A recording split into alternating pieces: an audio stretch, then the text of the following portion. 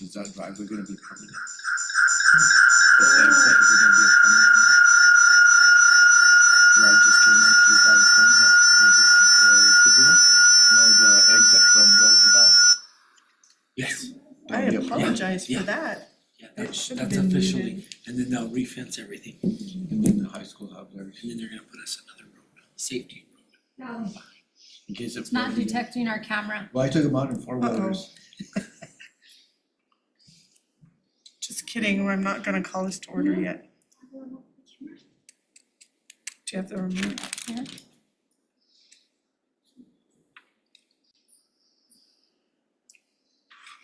One side. So once you said okay, then it, But you know how they say deaths come in threes, so like I said, one of my aunts just passed away, so I'm like, man, I wonder what's Oh, next. who's gonna be, which one's that one? My Aunt Joanne, I think she's a substitute for you guys. Joanne Chavez, do you remember her? Mm-hmm. I do.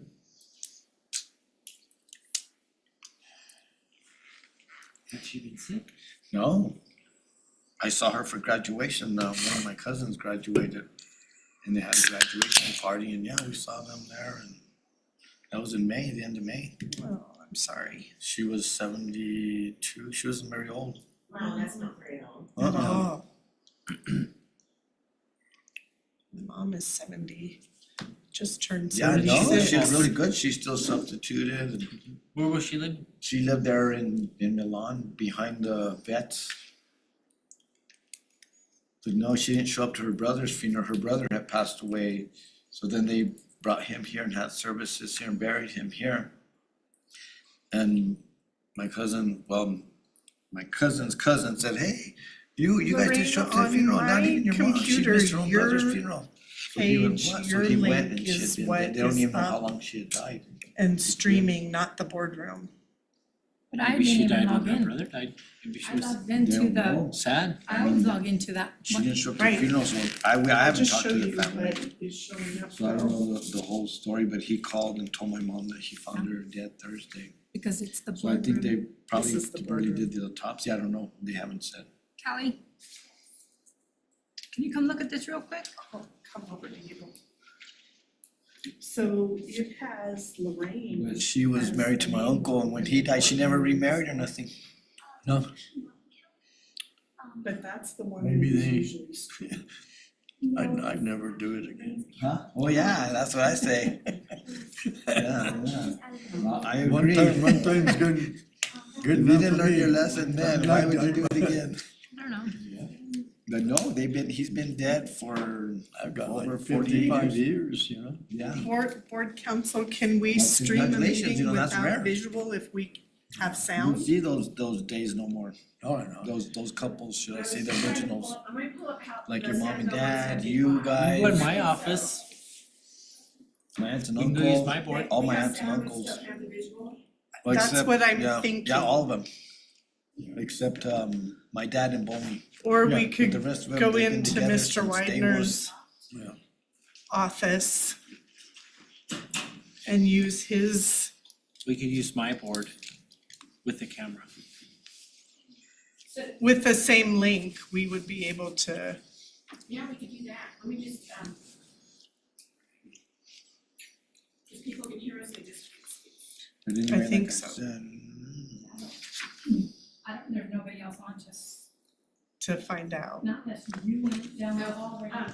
You've got a board member trying to come on, Dr. Archibald. all right. I bet him in. And the camera's not detecting this? Not sure.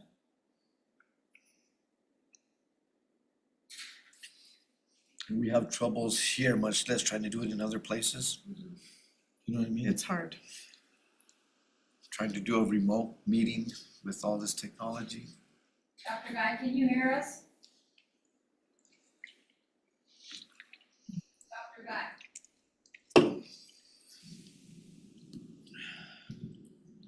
Can you hear us? Hello? But like I was telling, we were on vacation when my grandma passed away, it was just.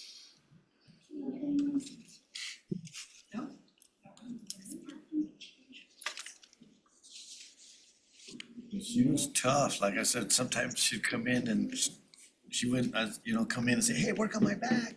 I'd be busy at work and she'd just come in. So I said, all right, Grandma, come in. I said, you have to call me and we have patients, we might not have a place to put you, but anyway, I'd get her back there, work on her back. Right?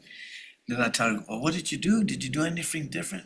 She goes, I don't know, do you think I should go back to doing what I usually do? And I said, well, yeah, I go, obviously, that's why you're not feeling good. And I said, what did you quit doing? She goes, oh, I quit partiendo leña. I said, oh, no, never mind, don't go back to that. You don't want to stop recording to the press. Maybe you couldn't feel it until after you stopped and it came. Should we just try to move to the superintendent's office so we can get going? I think that makes the most sense. I think if we can stream that way, will that work, Callie, if we go into Mr. Widener's smart board to see if the video will work with this link? Hook up a camera to the smart board too and bring it over here if you like. However you Whatever. want. That'll work too. Whatever is quickest for Just us while I to try get to on. troubleshoot what's going on with this camera. I've never had problems with it before. Trying to talk. Right. It's very odd. Let me go see if I can find it. Do you want? Here, Callie.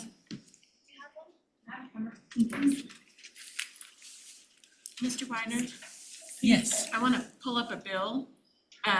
Is there a way for me to get on your internet? Cause now it seems to be working. I'm trying to work off of my hotspot, it's not been real responsive. I bet Callie, once we get the video up, can get you logged in. Can you get Ms. Gallegos' computer, once that's up, logged into the Wi-Fi so she's able to access the internet? Thank you. So if we need to, we can move, get closer this way.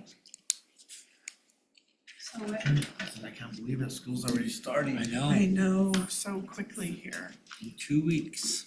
But I was telling Francine, how many first grader classrooms do we got in the whole, do you know, by chance you probably know? Forward, now, forward. There we go. And then let's see if it'll. Yep, now we just need to adjust up. 17?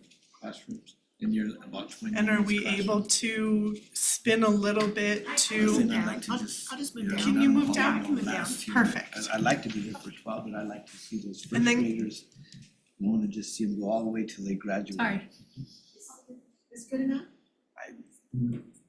yes. Yes, there you are. Dr. Guy, can you hear us? Yes, I can. Okay, thank you. That's We were what I- having that's what I technical did in my difficulties. house. No problem. Even those.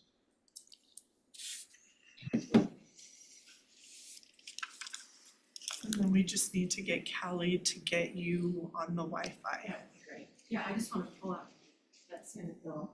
It's was relevant to what just happened and it will be relevant to what we talked about, so. Perfect. Is Callie coming back?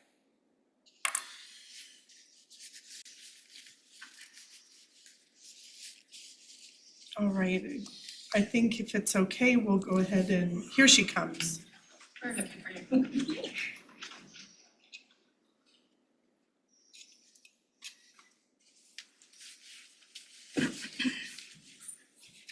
Okay, sure.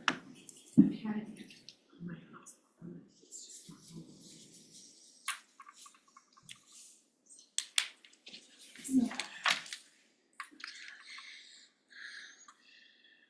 Oh, 23 by 2024.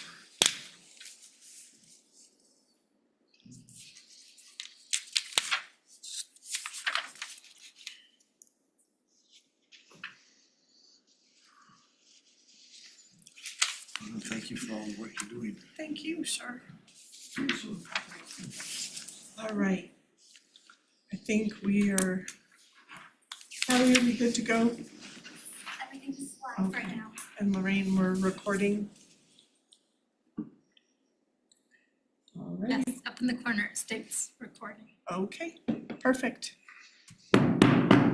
I will call the meeting to order at 5:41 PM. I apologize for being a little bit late. We were having technology issues. If everybody would please rise for the pledge. I pledge allegiance to the flag of the United States of America and to the republic for which it stands, one nation, under God, indivisible, with liberty and justice for all.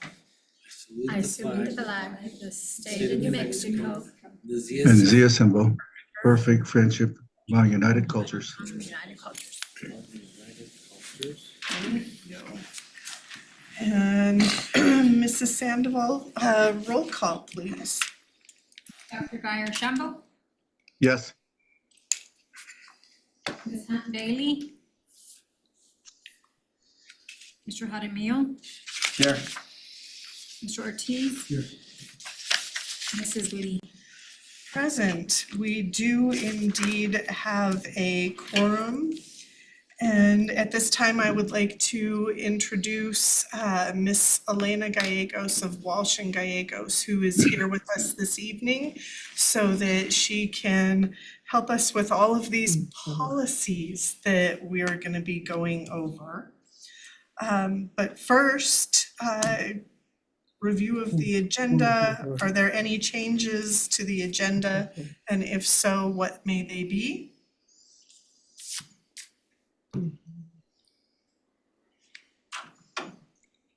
Superintendent Widener, is there a recommendation for approval of the agenda as presented? I recommend that we approve the agenda as presented. Is there a motion to approve the agenda as presented?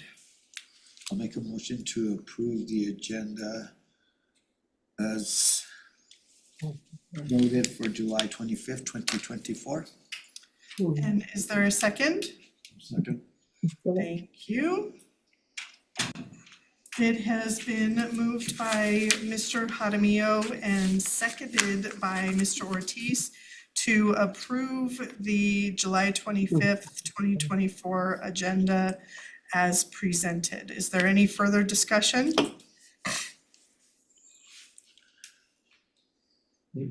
All right, hearing none, we shall proceed to a roll call vote. Mrs. Sandoval, please. Dr. Shambo, yes, Mr. Jaramillo, Yes. Mr. Ortiz. Yes. Mrs. Lee. Aye, the motion carries. So we will move to, Mr. Widener, discussion items. And I believe at this time I will solicit help from board counsel who is here to help inform us about the review and discussion of these policies that we have been made aware the district has to review, and then hopefully at the next meeting be able to approve upon our second review. So Ms. Gallegos, I will hand it over to you. All right, well, President Lee, members of the board, Superintendent Widener, it's great to be here in your living room, so to speak, and have this opportunity to present to you. As President Lee indicated, this is just part of your regular policy service, and MSBA issues periodically policy service advisories. And they oftentimes show up in what I like to call a bundle, because as you know, many of your policies overlap. And the primary purpose of this bundle is to implement changes to the law that came about as a result of Senate Bill 137, which was in the most recent, the 2024 regular legislative session. And so we're about to see, as we work our way through each of these, that Senate Bill 137 did address a number of areas of school law. But again, on some of those areas, the policies overlap, so we want to make sure that we're consistent. The timing of this probably couldn't be better, because at the same time, this is the time that you typically also adopt your Open Meetings Act resolution, which by the Open Meetings Act, you have to do annually. And so, like many other districts, you're doing it now. And so we wanna make sure, since the policy advisory does include Open Meetings Act, that whatever you adopt in the way of resolution also is consistent with policy, that the policies don't contradict each other, and that what you ultimately want out of your resolution doesn't contradict itself. So I think this worked out quite nicely, that this was the meeting at which you were gonna do your resolution. I've had some districts who did their resolution first, and now are faced with these policies, and now they're having to go back and kind of crab walk some of those decisions.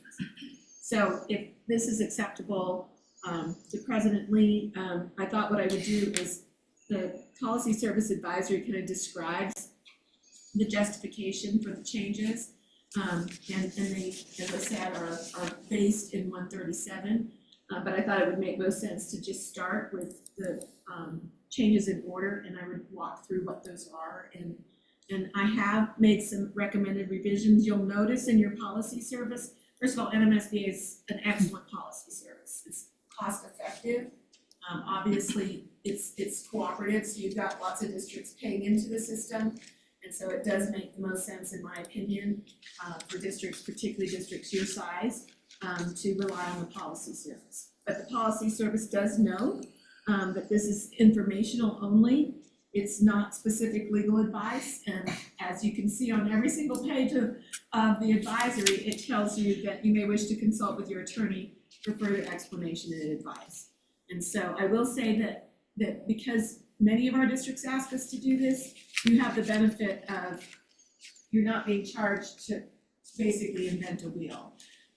And so we do have some recommended changes to what NMSBA is recommending, and I'll tell you exactly why as we work our way through it, as well as the changes that I think are something that you should adopt. Thank you. That would be very helpful. Right, so I think all of you have your packet in front of you, the advisory, and I believe that the first one, if you flip through, is advisory 238, which It's is in presentations. Nope. No. I have the resolution.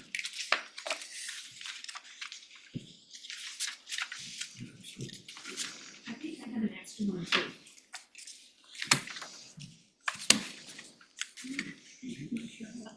This is the. There's an extra one. And I have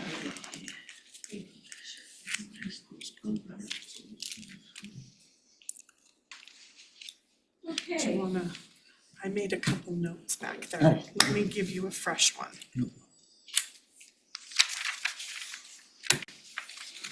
Perfect. Thank you, Ms. Gallegos. Okay, so if everyone will turn to policy BBA, which is board powers and responsibilities. And I do wanna point out, since we're on this policy, that one of the changes that was made by the legislature, and Senate Bill 137 was, and you'll see it later on in the policy revision, is an emphasis on board member training, on roles and responsibilities of the board. And NMSBA has enhanced that training requirement, which is reflected in this policy BBA. So it's good that we're talking about this policy. It lays out those statutory roles that the board has. Policy B 200. Pardon me. I should have numbered these pages, it makes it hard. No, We're there, Everybody we're there. Okay. All right, so as you can see, and you know, the parts that aren't marked up are leaving it the same. And so what you can see on the first page is the traditional list that is by state law of what the board can do in its authority. And again, it comes from state statute. That law has not materially changed. And so you can see the first page of this, which is, if you look in the lower right-hand corner, it says 7 of 30. There's no changes. If you go to the next page, now I did add this. It's not a new state law. It actually comes from NMAC, the New Mexico regulation, that a lot of boards don't realize because it's not in that typical laundry list, that you actually can have authority over discipline decisions, the long-term suspension and expulsion. Now, a lot of districts in their policies delegate that to the administration, don't get involved in, appeals over long-term suspensions and expulsions. But I will tell you too, that boards that have been maybe concerned about either disproportionality by race, ethnicity, maybe concerns that there's too much exclusionary discipline and they want to be an appeal body. By law, you have that right. And so I did list that as under the administrative code, one of the things that you could exercise. So among your responsibilities you could fulfill is to ensure suitable rules of student conduct and appropriate disciplinary processes are established within the school district, including by acting as a hearing authority, a disciplinarian, or review authority for any case involving proposed long-term suspensions or expulsions to the extent provided in board policy. So that would be another policy you would have to examine, but a lot of boards don't ever have the conversation because they're not even aware that that's an option in state law. So I added it for that reason. Other than that, you can see that NMSBA added, and I'm fine with these changes.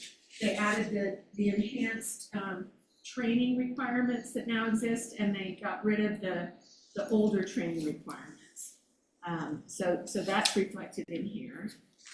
And then the other thing, that's all. Where you see the new training requirements is not for another page and a half. So if you go to the bottom of page 9, that's where that starts, and then all of page 10. And as I'm sure you're already aware, those enhanced requirements specify the categories of training you're supposed to have, and then new board members. And I don't know, do we have any new board members? Okay, Mr. Hadamiya. So you'll have the extra enhanced hours that you'll need to do as a new board member. And I also, And they keep track of that, so I'm just wondering. yeah, So, I did say this at NMSBA. I think it's important to look at the categories that the legislature decided they wanted to spell out for training, because I think it's at the very least a message from the legislature that the boards are maybe not completely understanding their roles and responsibilities. And so, with all of this legislation 137, I thought, why did they feel a need to do that, And obviously we may not agree with them, but they definitely have significantly enhanced the training requirements, including spelling out what those need to be. So I do think it's gonna be important that we abide by them. So that's that policy. Any questions before we move on? board members? And as President Lee already indicated, you'll have another meeting at which you'll have an opportunity to give input before you actually adopt the changes. So moving on to policy BE, school board meetings. And so one of the things that I tried to make sure happened in this policy is that it didn't replace or potentially contradict what by law you have to do annually, which is your OMA resolution. So under the Open Meetings Act, it spells out what's supposed to be in your resolution. And so that's essentially like a policy, but it's a policy that has to be redone every year, has to be adopted in the form of a resolution. And so I think what's been hard is, and this is several of my districts, is that they have a policy and it says one thing about how they're gonna fulfill Open Meetings Act requirements, and then their resolution contradicts that or adds other things. And so what I've been trying to do with all of my districts is kind of strip down in policy anything that is really for you to decide in your resolution, and only put in policy what the law requires. So the discretionary stuff, say for the resolution. So nothing is we're not getting rid of anything, we're just making sure it's streamlined so that you don't end up committing errors. And I'd like to note, we just had board member Hunt Daly join us. Oh, great. Good evening, glad you could join us. So we're on policy BE, and you'll notice that I did add a paragraph that was intended to accomplish that goal. That paragraph is that the board shall determine at least annually in a public meeting what notice for a public meeting is reasonable. Now, that's not my words, that's the words of the Open Meetings Act. That notice shall include broadcast stations licensed by the Federal Communications Commission and newspapers of general circulation that have provided a written request for such notice. Again, that's not optional, that's straight out of OMA.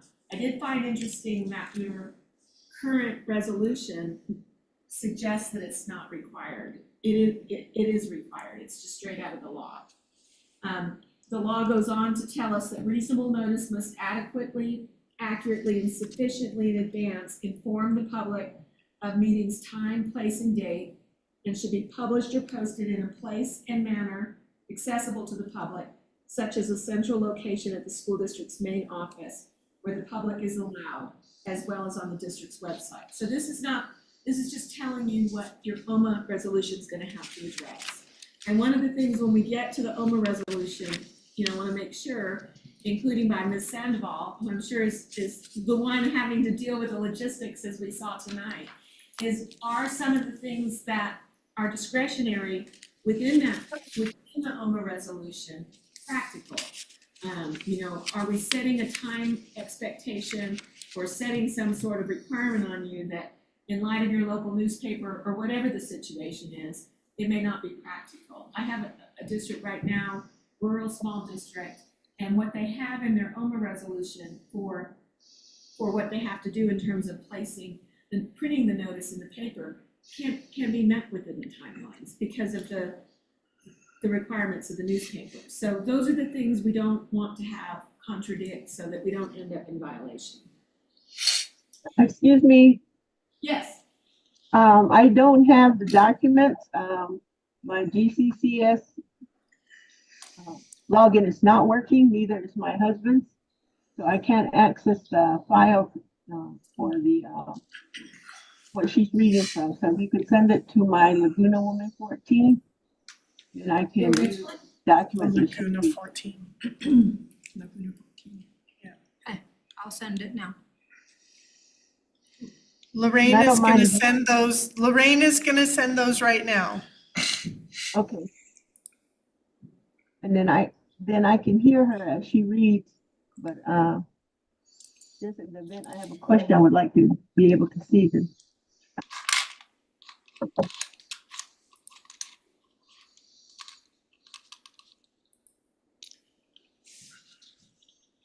I thought they fixed my laptop, but apparently not. Doesn't work.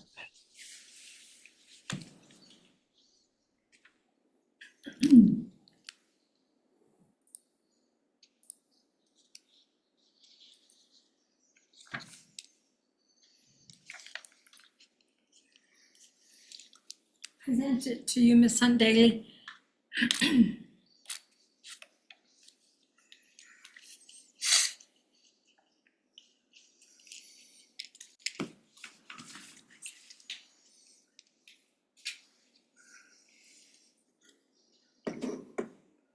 Did you get it, Miss Daly?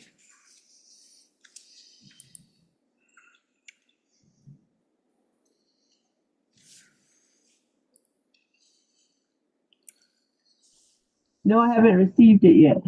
I'm checking. And it has to be sent to Laguna Woman 14 because that's the only one email I can access right now.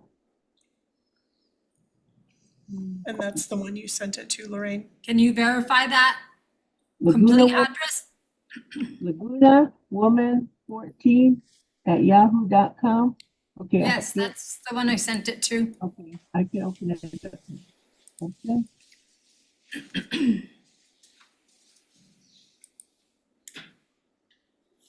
It says Laguna Woman at yahoo.com. It's not allowed to sign in network. So it's not letting me in. She sent me.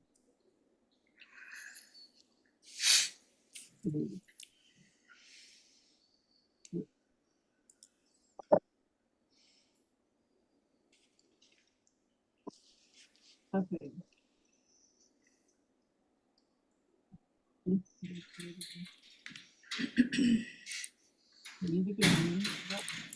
me send it a second time I just just to make did. sure.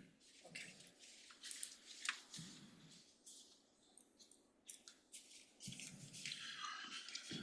I forgot it in the car. Okay, just not to prolong things, let's just go ahead and, as long as she reads them. Yeah, Yeah. I'll make sure I read it. If you need me to repeat it, Yes. I'm more than happy to. Ms. Yes, Hunt. please, thank you. So we're on policy BE, and what I just read was just tracking Open Meetings Act. The next paragraph that NMSBA added to their update, so this isn't my addition, it's the one that NMSBA did. It tracks the new Senate Bill 137. And I will tell you that it's right now the new law is the subject of a lot of concern, and quite frankly, chaos. I have one district that has had so much internet instability that they keep having to cancel board meetings because they can't comply with 137. And there's several ways to interpret some of the language, but there's parts of it that are also very straightforward. So I'm happy to answer questions as we go through this particular paragraph, because this really is one of the hot button issues of this new law. But as far as policy is concerned, the policy tracks the law. So it's not like we can just change the policy because we don't like the law. So let me go ahead and read it. First of all, this is already in effect. The requirement began on July 1st, 2024.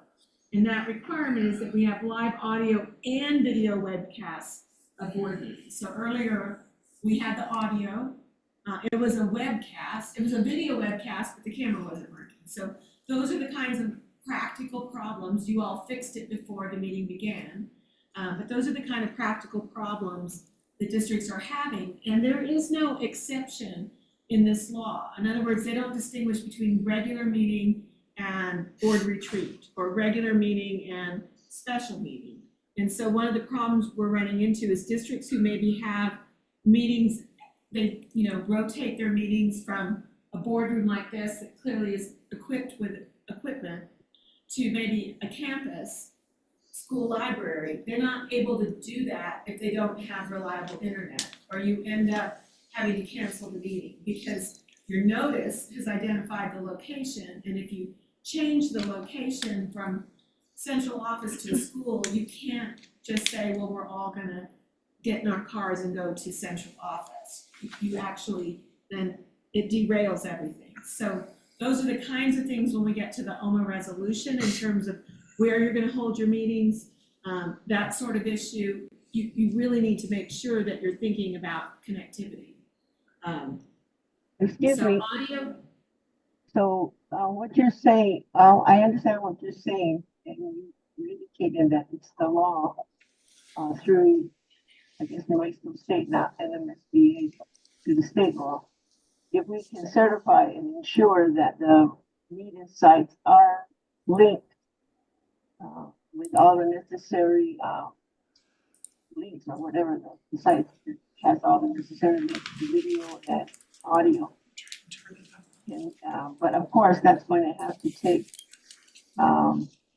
good effort to connect with those different schools to ensure that they have the capabilities, which means it's gonna take careful planning on the part of, administration to make sure that connection is, up and running, rather than wait till the last minute to schedule a meeting and then find out that there's no internet capability. I just want us to be more organized than we have been in the past. Thank you. well, definitely organization, and like I say, it's kind of tapping into communities, and oftentimes it has nothing to do with the school district, but we're kind of back into some of the issues that we faced during the pandemic. If there are some communities who don't have stable internet infrastructure, and so it's really highlighting that issue. I don't know if the legislature realized how how still unstable it is. I've got one district where their central office does not have a stable enough internet that at this point in time, they've not been able to reliably hold board meetings in their own central office. So, One more point too. As I tried to log in this evening to the agenda that's posted in the, that was sent to me, I couldn't access it. It would not open. And then when she sent me the folder, then again, it said I didn't have permission to access this site. And so, I guess the link that was put on the agenda was incorrect. It's not working. And so I don't know if anybody else can get in on that. But when I tried to click on the link, yeah, nothing would happen. It would not open. So we didn't. So there's probably others out there trying to get in on the link from the agenda site, and they're not able to. Okay, I'm sorry. Go ahead. So, just continuing to look at this language that's been inserted in policy that tracks new law. The live webcast shall include a user interface that allows members of the public to submit written or verbal comments. Now, here's another area of controversy. Most districts are, and this came up, and I know President Lee was at the session that I presented at, but some real concern about these comments. If you're gonna have people running comments during a board meeting, I don't think that it means that those comments can disrupt the board meeting. So it's just another way of the public being able to relay something to the board, but not something that necessarily would have to be read out loud during the board meeting. But again, it's a technology issue, and I don't usually see board meetings on the side of someone just logging in, because I'm usually at the meeting, but your technology is going to need to meet this requirement that there be an interface that allows members of the public to submit written or verbal comments. I've been told that districts that use YouTube, for example, they just turn on a button and then people can have these running comments. They don't have to show up on the screen and disrupt the board meeting, but they will have to be archived, as you're gonna see in a different policy. So, we don't have to have that discussion here today of how, and certainly if there are questions, I'm happy to answer them, but there's lots of different ways to read this requirement. And I think until the PEG gives us rules, what everybody needs to do is make a good faith effort to do it in the way that they can and they understand it. And hopefully we'll get some clarification from the PEG as time goes on, but it is a requirement that currently exists. Okay, so I have another question. So the first part of the meeting is open for public comment, and the public is allowed to come in and, as long as they submit applications for public comment. That does not suffice them being able to, if they really want to comment on the items of the agenda, they should fill out an application and attend the meeting so they can make their public comment. So you're saying that does not satisfy this requirement? I'm really having trouble understanding you, Ms. Hunt, that your audio connection, they've got it all the way turned up here, but it sounds like it's not a good connection. So I think I understood what you were saying. One of the things that we spend a lot of time at NMSBA talking about is this a new form of public comment from a constitutional standpoint? And I don't think it is. I don't think that this is a new way for the public to, during public comment. It's more a different way that the public can communicate with the board. It may be that you're reading those public comments after the board meeting, because as you'll see in a few minutes, the law goes on to tell you that you have to archive those, you have to maintain them. They need to be certainly something that other people can see. But if you've got people commenting throughout your board meeting, just like you wouldn't allow that disruption under your existing public comment, it doesn't have to be interpreted to somehow expand the right to public comment in a board meeting beyond what you currently have. But I'm not an IT expert, so what I've been doing from a legal perspective is saying, this is IT verbiage. It's gonna be important that you get your IT person to talk about what features you need to turn on or have adjunct to what you already are doing, so that members of the public can get on, like you see in other forums, where they're basically chatting. They're basically doing a chat commentary that the board could later access without disruption. What I think you don't want is this. You don't want some board members on their devices reading a comment and going, oh, well, let me tell you all what someone has just said. That's gonna create constitutional problems if you're letting some people sort of push in and other people you're not recognizing.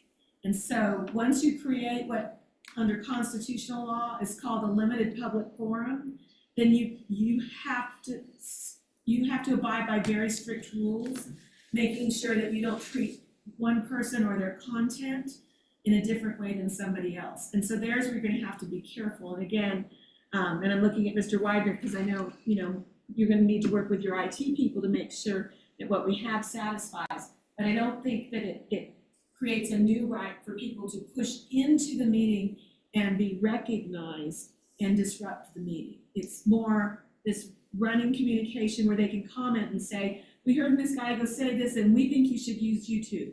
Or we heard Ms. Gallego say this and we think that you should use this Zoom feature that we really like. And then you can look at that at an appropriate point in time as individual board members and as administration, but what you wouldn't wanna do is have either everybody feeling like they've gotta stop the meeting to read whatever has come on the screen, or have some people reading it, others not, and so you almost have like 2 meetings going on, or even potentially 5 meetings going on within a meeting. Does that make sense? Yeah. And And then a quick question for some clarification, because up during your session up at the Leadership Summit, people were talking about, do districts need to create a second public comment policy? Because the policy that we already have right now has, certain limitations about you can talk about agenda items and things like that, and then you're given a certain amount of time, but the board isn't responding, it's just, comment. But how does that work for a public forum side of it online, Right, and so that question did come up at NMSBA. I know quite a few districts were talking about creating a separate policy for this. And I think that, let's look at how NMSBA handled it and then I'll comment on it. If we keep reading, the sentence I just read talked about the interface. The next sentence says, the superintendent may develop regulations or procedures related to the public submission of written or verbal comments through the webcast medium. Now this says through the webcast medium. So even on my way out here, I was having a conversation with Linda Trujillo, one of our attorneys in our office, because she's been dealing with, these kinds of conversations with districts too. And we were talking about the fact that this is still a core IT function. So even when it talks about audio, it's audio through the medium. So what I take that to mean is, for example, I can go and right now text Ms. Sandoval. I can do it by typing, by writing, or I can press a little microphone button and speak the words I want to speak to Ms. Sandoval. She's not going to hear it unless I'm talking loud and she's across the room. She's going to see it as print. And so I'm assuming when they talk about submitting written or verbal comments through the medium, they're talking about the medium of the technology and not, again, allowing someone to just interrupt the meeting by pushing in verbally and saying, oh, I've got something to say. So this is heavily an IT issue, but it does talk about the superintendent developing regulation. The next sentence, at the latest, The webcast shall begin as soon as practicable after the board chair has called the meeting to order, which is what you all did today. You already had it running before you called the meeting to order. The webcast shall begin as soon as practicable after the board chair has called the meeting to order and shall terminate as soon as practicable after the meeting has adjourned. Now, one thing it doesn't say is, does that mean that this running commentary, verbal or written, begins when the meeting begins and ends? Some people are saying we don't think it means that, we still think we could restrict the time.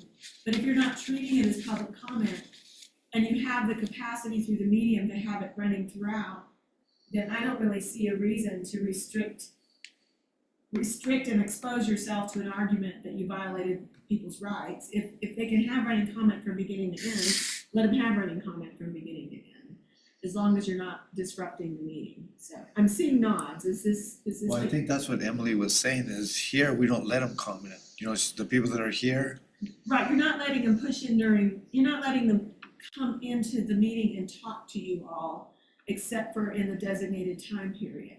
That's called public comment. But if on the interface, all they're doing is basically writing a letter to you, you're not gonna read the letter during the meeting. You're gonna create so it's basically a commentary on your meeting. And so perhaps what you'll do is each of you individually will have access to that commentary. Superintendent will have access to the commentary. If the public has opinions about the board meeting, you may decide, for example, to add that to a future agenda. Or superintendent, it may be something in the superintendent's role and responsibility, and he might follow up on it.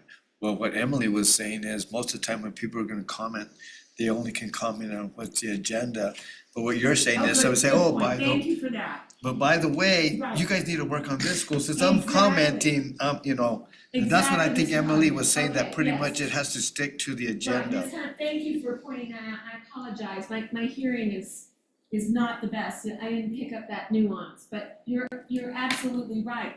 That's one of the fundamental problems with this new law, is depending on how you interpret it, it arguably is blowing wide open rights that you currently haven't given the public. It raises constitutional issues if you do blow it wide open. And so that's why, in my opinion, I mean, unless ultimately the PED or the legislature clarifies otherwise, I think it's a separate process. You keep it separate. And yes, this does not limit people from talking about whatever they want to talk about in this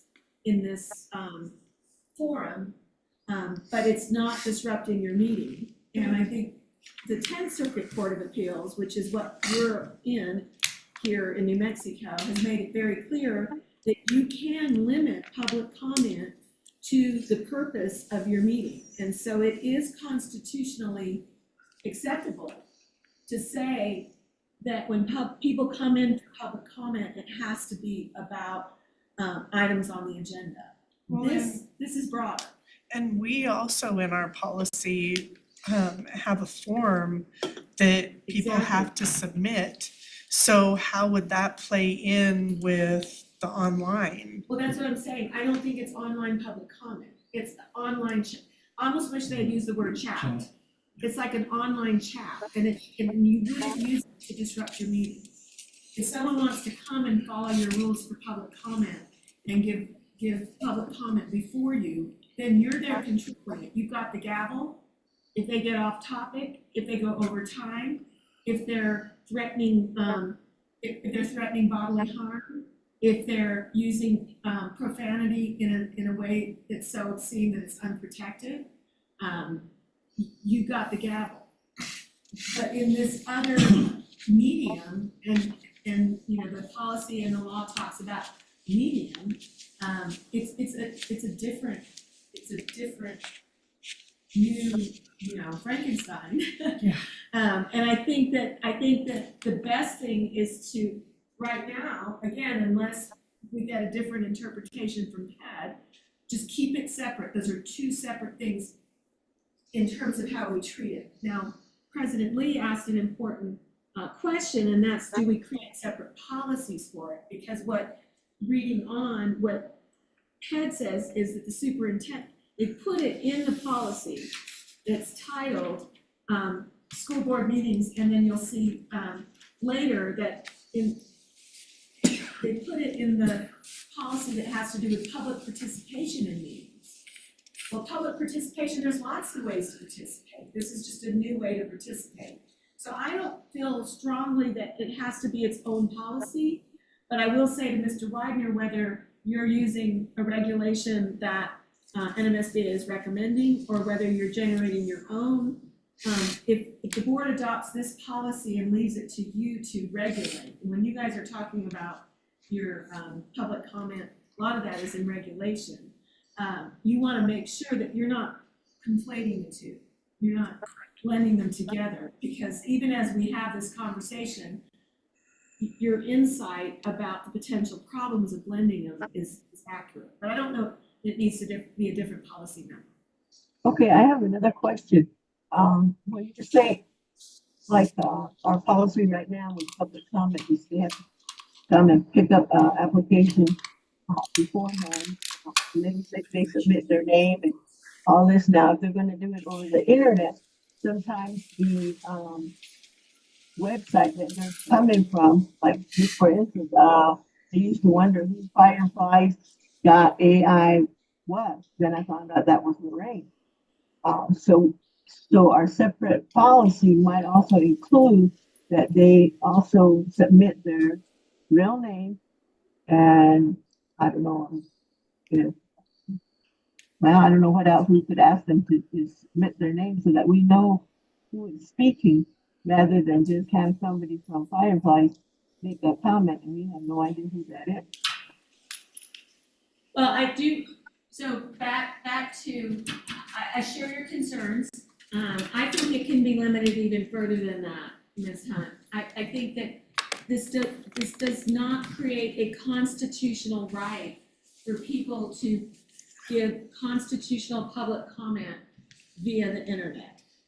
And so if they wanna chat on the internet and have a record of their opinions on the internet, they can do that. But that doesn't mean that the board will sit and necessarily during the meeting, listen to it. You shouldn't be even responding to public comment now, but even stop and listen to it, because you're right. Then what that does do is present all of those issues of, can we add to the law requirements like they have to give their name? The law doesn't say that. Can we add to the law that they can only do it during a subset time in the meeting? The law doesn't say that. The law seems to imply that this goes along with the webcasting, and we know the webcasting has to start at the beginning of the meeting and end at the meeting. So if we start kind of trying to figure out how to overlap one on top of the other, we might be complying with what the legislature meant, but we don't know because we can't tell. And so we will be talking about this again. We can talk about it as much as we want on this policy, but if you notice, the other policy that's in this packet that comes later is your public comment policy. It's BEDH. So we're gonna get to exactly what that says, and let's go back to this issue about how we separate it in a policy that is titled public participation at board meetings. But right now, this policy that is just titled school board meetings is saying you have to webcast, you have to have this interface, and the verbal and written comments have to be through the medium of your streaming system. And then it goes on to say recordings of the webcast shall be posted on the district's website within 1 week of the meeting's conclusion. And that's why I go back to say, if it's gonna be posted, not only will the public get to see what those comments were, but the administration and the board. So it's not like you're just telling people they can give input, but no one's ever gonna see it, because it's gonna be posted. Recordings shall be posted within 1 week of the meeting's conclusion and shall be available for at least 3 years following the date of the meeting unless state records retention schedules provide otherwise. One more question. So that, to me, that brings to mind, who picks the comments that we're going to address? are we gonna violate the law if we don't address any comments in the chat section? Or do we have to reply to any of the ones that are in the chat, period? As long as they're published. Yeah, so I think you're actually creating constitutional problems if you pick and choose during a meeting which ones you're gonna respond to. If you're responding to random chats during a meeting, you're creating a constitutional problem in terms of picking and choosing what you respond to. The after the meeting, that's no different than if a member of the public, and I'm guessing this happens now and then, where you'll have, Citizen Tom email all of you. Well, you know not to reply to all, right? Because then you're creating a rolling quorum. But you've all gotten the same email, and maybe one of you says, let's put this on the agenda, and so it gets put on the agenda. Or if it just gets to refer to the superintendent, because in the board's roles and responsibilities and superintendent's roles and responsibilities, it's actually a superintendent responsibility, then that's what happens to it. So in answer to Ms. Hunt's comment, I don't think that it increases greater responsibility to respond in a particular way. I do think, though, if you are responding within a board meeting, that does expands the constitutional rights of individuals. And if you're favoring a particular opinion, favoring a particular viewpoint, then you're creating constitutional problems. And so, a chat occurring in a context of live stream during a meeting, it may be that the public who are watching on live stream can see it, but the board doesn't need to be responding to it in real time. I think What about an event that one of our tribal officials, governor from Laguna, or governor from Acoma, the, I don't know what they call the Navajo chairman, what if they're sending us a comment through this chat? Well, any member of the public, no matter who they are, can that's what the law says, is that anybody can chat. And I think it is easier to use the word chat because it makes it clear what we're talking about. So anybody can do that. Now, if you were to invite someone to your board meeting and put them on the agenda, then that's different than just randomly calling out chats that you see. But if someone is exercising this medium, then they're exercising the medium, and nobody should be treated differently within that medium. But let's say that you have someone, for example, who makes a comment in the chat, and after the board meeting you read it and realize, oh, we need to put that person on the agenda to present that issue to the full board. That's different. That's not singling them out and letting them in the meeting calling out their chat versus not calling out somebody else's. So the governor of New Mexico puts this in watching our board meeting, and she puts a question in the chat, we don't have to answer her. No, well, I don't even think that you should be disrupting your meeting by reading her chat. You wouldn't even know it's there till after the board meeting. That's what I'm saying. It's not there to disrupt the meeting. So you're not going to be reading chats while you're talking.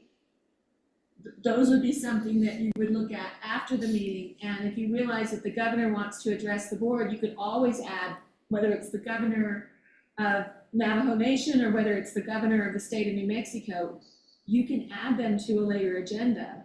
But you're not going to even be aware in a meeting, because otherwise you've got some people being aware and others not. You're not going to be reading chats while you're trying to conduct a board meeting. Actually, I don't think we can even access the chats because most of us don't. There's just a few that have their laptops open. And so I don't even know we can even answer.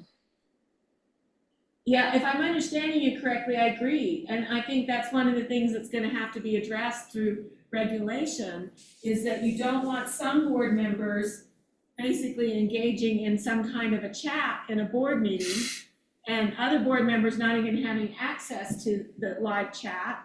And so you end up with really, in some ways, 5 different meetings, depending on who's seeing what and what people are doing with it. So I agree with you. To me, this is a means of communication that would be something that would be digested after the meeting individually and then handled in future agendas as appropriate. Does this also apply to our cell phones? Because I've always had an issue with past board members who have their cell phones on, or even administrators who have their cell phones on. And I tell them basically, gonna be in the meeting, turn off your cell phone. I agree with you. I agree with you. I Thank think, you. and I will tell you that when board members are texting during a meeting, that's fair game for the public to request Inspection of Public Records Act. And even if it's your personal device, if you're texting during a board meeting, that's gonna have those texts are gonna have to go to your custodian of records to sort out whether it involves public business or not. If it involves public business, it's gonna have to be turned over. So I'm speaking from experience that I've had in other districts with boards, and it can be a shock to board members that their personal cell phone texts have to be turned over. So when you're at the dais, you're at the dais as a board member. And so I agree with you that protocol is important to talk about, important to be trained on, and can be something that can be the subject of board, for your own self-governance rules. Thank you. Okay, some of this we're gonna come back to. I wanna emphasize to all of you that we're not done talking about any of this, because these policies overlap. So we've hit the one, having to do with board meetings. And, at this point, I don't really see a need to change the language. But when we hit the one on public participation, let's revisit that question again and make sure that you all are as comfortable as you can be with the approach that MSBA is proposing. So the next policy, actually it continues. I didn't realize that it continues. So you've got regular board meetings, that's the heading. And I inserted what I saw from your OMA resolution, which is that you have your board meetings on the first and third Tuesday of each calendar month. So that's what we call regular board meetings. I also inserted what I saw from your OMA resolution, the language, when either of these days is a legal holiday or school holiday, the meeting will be held on next Thursday. That's the only sort of personalized thing that I did just because it sounded so standard and reliable. But anything else that was discretionary, and I reserved that for your resolution, and again, didn't try and replicate it in policy for all the reasons I've already said. I did, this policy does talk about the rescheduling of a regular board meeting and how that's done. NMSBA's policy says that the regular meeting may be scheduled by agreement of a majority of the board. Obviously, the ideal situation, but sometimes we don't know, right? But the ideal situation is maybe you're at this meeting, for example, and you maybe have a running agenda item where you talk about the next scheduled meeting, and perhaps in the context of that, a decision is made to reschedule some later meeting. For example, I was just at a board meeting last week where the board had their regular calendar of all their scheduled meetings, and they were looking at it, and one of what would be their regular meeting fell on the same day as one of the NMSBA regional conferences. And so it was in that context that the majority of the board agreed, and it was an action item, because the action item was to approve that calendar, agreed that they would change the meeting. But I went on to say here, or when determined necessary by the board president in consultation with the superintendent. In an emergency, such as illness, funerals, or other critical events, any previously scheduled meeting of the board can be canceled by the superintendent in consultation with the board president. So I was just looking, these are my recommendations. But I was trying to look at the practical that I encounter as board counsel for quite a few districts in this state is what happens when something unexpected happens. And there's some things that I think as, you know, a society we can all agree warrant postponement. And obviously, an illness, a funeral, or a critical event. I'm talking about a serious illness. That could be characterized as an emergency. In my view, it makes sense from a policy standpoint to give that authority primarily to the superintendent, but also have the safeguard be the superintendent checks with the board president. But if it's more discretionary in nature, it's not an emergency, but kind of a determination of necessity, then I flip that. It would be the board president deciding it, but in consultation with the superintendent. So there's still a safeguard to it, but it kind of reflects whether it's more discretionary or less discretionary. So that's my recommendation about this year. And then everything you're gonna see that I struck out the entire next paragraph with bulleted items having to do with your written notice of board meetings. The reason I did that is, here's your first example of it, is because the law says that you have to annually decide that in a public meeting. And as I said earlier, too many districts that I represent, what they say in their OMA resolution ends up contradicting what they have in their policy. And so if you've got to do this every year, which you're about to do tonight, then I just stripped anything that was discretionary from here out of policy so that you're just doing it in your OMA resolution. So that's a one-stop shop. If Ms. Sandoval has to figure out what she needs to do to get this meeting posted, she's going to the OMA resolution because that's where, those are her marching instructions. And by law, that has to be our marching instructions anyway. So it keeps you, I think, as safe and as streamlined as possible. Does that make sense? Yes. Okay, so that's regular meetings. Same with special meetings. I kept the language largely of NMSBA having to do with special meetings being called. May be called, right now it says may be called whenever deemed necessary by the board president or when requested by a majority of the members of the board. And I just took out that whenever deemed necessary. Special meetings may be called by the board president or a majority of the board. Special meetings aren't like emergency meetings. You don't need to have particularly elevated reasons for calling them. And so I just basically tried to reflect that. And also the language that I used tracks the open, it's not my language, it actually tracks the Open Meetings Act guide by the Attorney General. So the Attorney General's guide was largely driving most of what I did here. And again, the stuff I struck out was simply because that's what the OMA resolution is supposed to do. And you should be able to decide that every year. And I keep using the Sandoval because I know she's the muscle behind all of this. The Sandoval needs a one-stop shop for those instructions. Next page, emergency meeting. Again, I simply tracked the Open Meetings Act, compliance guide, and I deleted anything that was supposed to be in your annual resolution. I kept that was discretionary.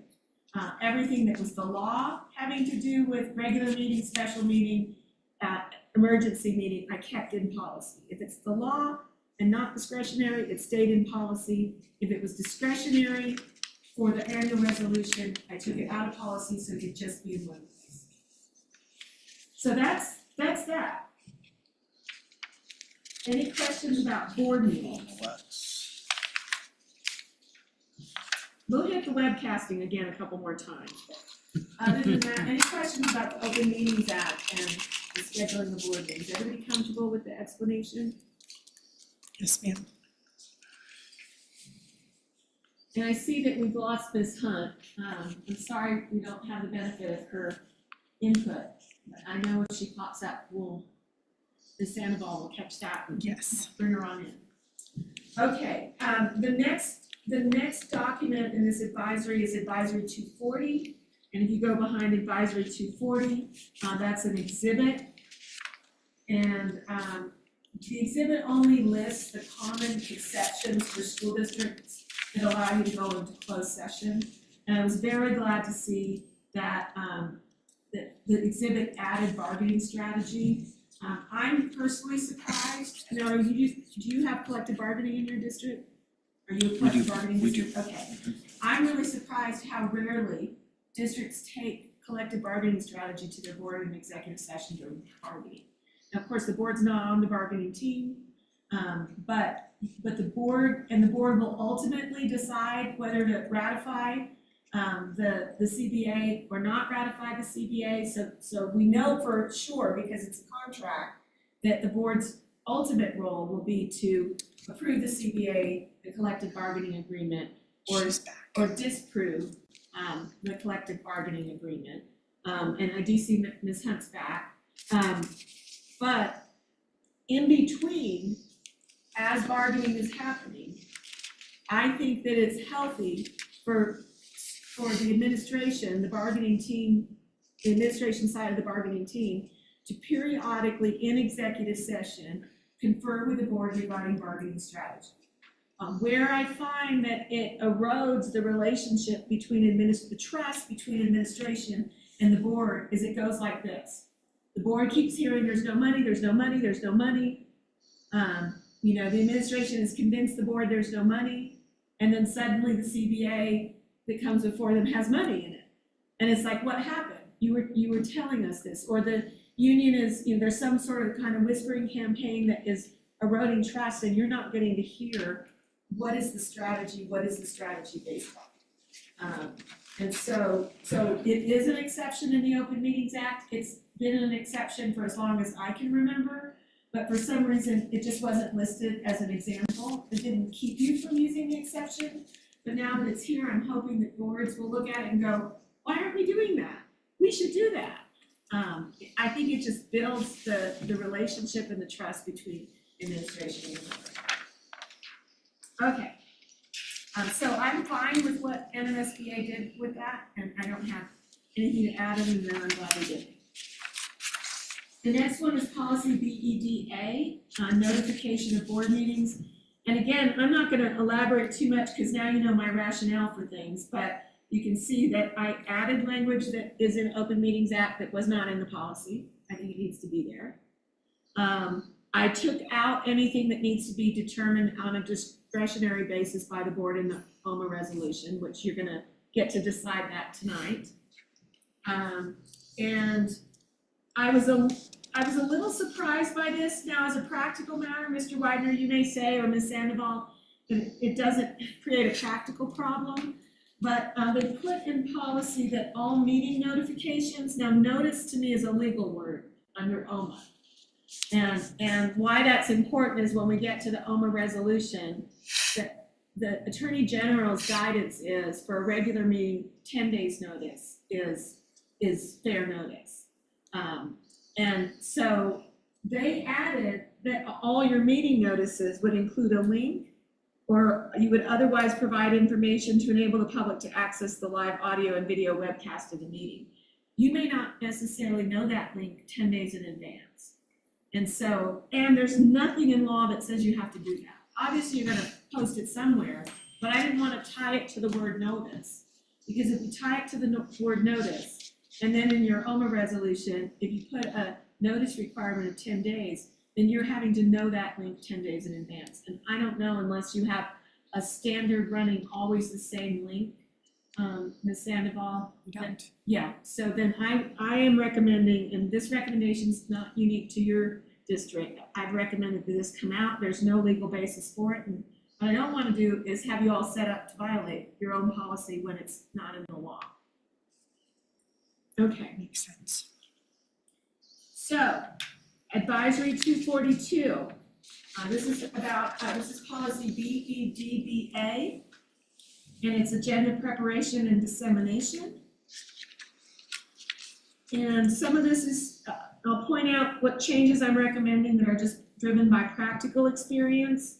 For agenda, your current policy says that the superintendent makes decisions about adding things to the agenda. So let me just read the whole paragraph so I'm not taking it out of context. It says the superintendent or board members may place items on the agenda.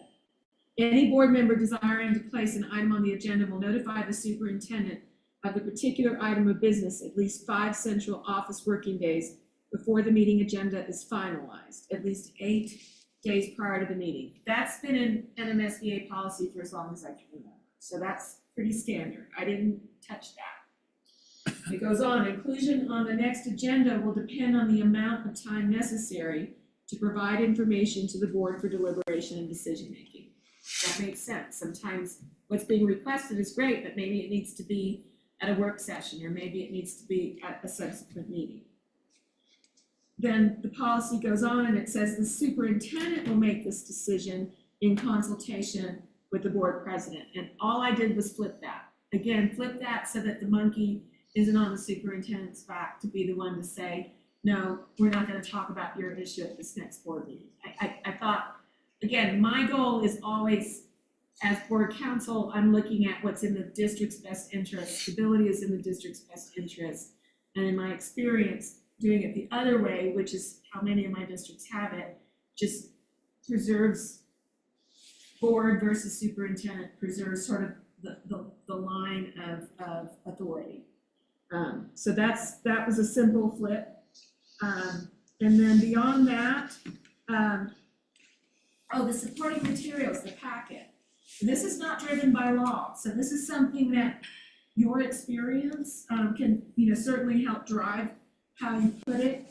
But right now it says the agenda and supporting materials. So I think of that as your board packet, the notebooks, the 3-ring binders that all of you have in front of you.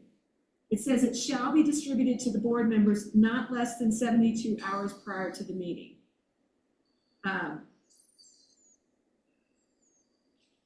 And so what I did, I find all the time, like for example, if I had shown up with a handout, because you've asked me to come and present, because I didn't give it to you 72 hours in advance, does that mean that you're not gonna get to look at my handout?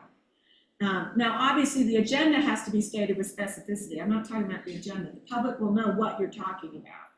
But the issue is every little bit of material that might come up in a board meeting, does that have to be in that 3-ring binder 72 hours ahead of time? There's no law that it says that it does. And so are you gonna actually prevent, for example, a director who's presenting from handing you a handout because it wasn't in the notebook ahead of time? And so I just softened it a little bit. Again, this is based on my practical experience guiding boards.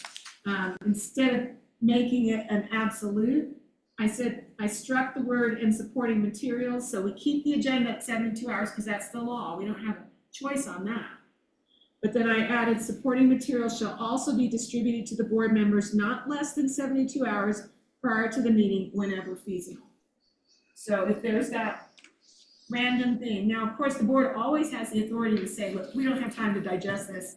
We just got it now. We sure would have appreciated getting it sooner. We're tabling this item. You can still do that exact same thing under this language, but it gives you the ability to say, yeah, thank you. We'll take this visual aid. We'll take this little flyer or handout and look at it as long as, of course, it falls within the agenda. Does that make sense? It does. Okay, and then everything else just defaults to the rules that I've been following, that it's in the law, it's in the policy. If it's not in the law or the guide and it's discretionary in the resolution, then it's part of the resolution. So that's why the strikeout. All right. Madam President, Yes, sir, Dr. Guy. let's go back to the second paragraph. Underneath, the superintendent will prepare board meeting agendas in consultation with the board president. Go ahead, And sir. what I want to point to is what can and cannot be placed on the agenda. And it says that the only rationale for including something on the agenda is dependent upon the amount of time necessary to provide information to the board for deliberating and decision-making. That, to me, means that there is no other basis for a request by a board member. There's no other basis for denying a board member's call for placing something on the agenda. I need to make sure that I'm clear on that. May I respond, President Lee? Yes, ma'am. So, first of all, good evening, Mr. Archambault, or Dr. Archambault. I apologize. I wish that we were here in person together, but it's nice to hear your voice. One thing that I would say in terms of legal interpretation of this policy, and I think you raise a good point in terms of if we need to clarify that, but all policy is not just a single policy, and it shouldn't be read in isolation. So we just talked, for example, about the policy having to do with board roles and responsibilities, which are statutory, which not only give the board roles and responsibilities, but as we know from a policy we're gonna look at, because it's also in this advisory, the superintendent roles and responsibilities, that as part of House Bill 212, there's some areas that fall outside of the board's authority. And so you have to, I think you have to read all of these policies as a whole. For example, if a board member were to want something, and I'm just thinking hypothetically at this point, but to want something on the agenda that fell outside of the board's authority, then it may not look like the agenda item that the board member wants, because the board subjects itself to possible removal by the Secretary of Education if the board as a whole is attempting to exercise authority that falls outside of their legal authority. So if we need to clarify this in policy for the board to feel comfortable with it, I'd be more than happy to draft additional language. But absent that clarification, I don't think that this allows the board to do something beyond what the law gives them authority to do. And so I do think, and the same would be true with executive versus open. If a board member wanted to discuss something in open, many of the executive session exceptions are driven by other legal protections for individuals. And so I don't think, for example, that a board could insist on talking about student issues that would reveal person identifiable information in violation of FERPA, the Family Educational Rights and Privacy Act, just because a board member wanted it on the agenda. So I do think there are legal limits. We could add a phrase that references within legal limits, but that would be the only caution that I would give in interpreting this policy. I don't think it's wide open. Because I think, Madam President,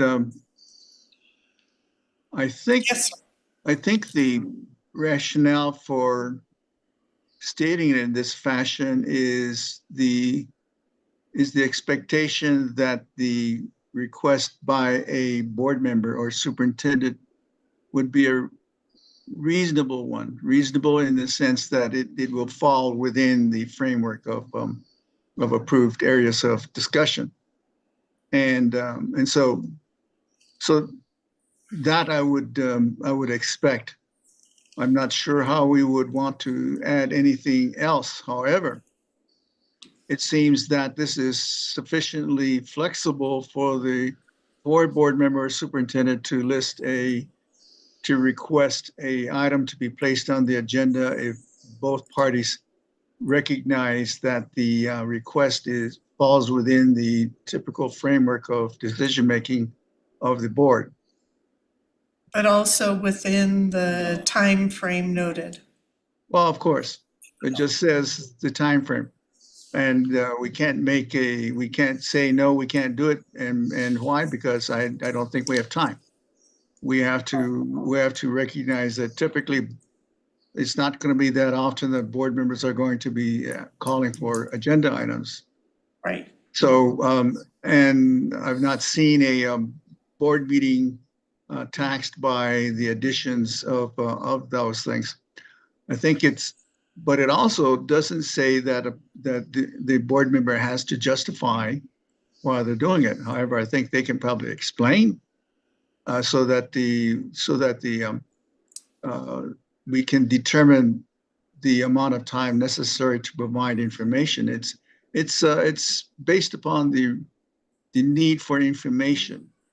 And so we're asking probably the administration to generate information to enable the board to engage in discussion with respect to that item that the superintendent or board member is asking for, and to possibly make a decision related to that. So I think that we need to be careful about how we communicate to board members as to what are any restrictions that they may have. And I think we just heard that if it falls outside of the norm, then it would be questionable. Otherwise, there is no need for a board member to have to justify, but they can also be asked to explain the nature of the information that might be necessary so that the administration can reasonably generate the information in time for the meeting. Well, and if I can ask for a little bit of clarification on that, I know that the district has policies in place that have stated that certain information by policy requires a written justification for why that specific information is needed. And so what would, the board and the two policies, kind of battling each other, what would we need to do to resolve that and make it more streamlined so that, it's clear? Yeah, so, Madam President and Dr. Archambault, first of all, I don't think you all are contradicting each other. And I agree with Dr. Guy that this is pretty straightforward. I hear him also recognizing that there are from time to time, hopefully not many times, but situations where there may be legal limits. And certainly we've got to comply with all policy. I can't think off the top of my head, President Lee, what policies might force that. The only one I can think of in terms of clarifying, and Dr. Archambault has acknowledged that a request for clarification is reasonable, not only for preparation, but from my legal view. I oftentimes, when superintendents will send me emails saying, we need agenda language for XYZ, and I'm worried about Open Meetings Act specificity. So I'm on the phone calling the superintendent saying, what do you mean by that? What are you envisioning? And I'm having to elicit a lot more information so that I can create a legally compliant agenda. I don't hear Dr. Archambault saying anything different. So the only language in light of this conversation that I think maybe makes sense, and again, I think not in any way different from what anyone is saying, is just adding that, adding the phrase within legal and policy limits. So if in fact there's a request that absolutely is outside of legal limits or is outside of another policy limit, then obviously how that then ultimately is addressed on the agenda would have to be a discussion with that board member and then a decision made that is legally or policy compliant. So I'm happy to look at that paragraph and for your second meeting, of course, I don't envision being at the second meeting, but happy to send that to you. But it seems to me right now at a glance that it would be added after the word decision-making in that second to last sentence. And it would just be the phrase within legal and policy limits. Dr. Guy, did that clarify? It did for me. What I've heard is that the initial review by the superintendent and the board president is to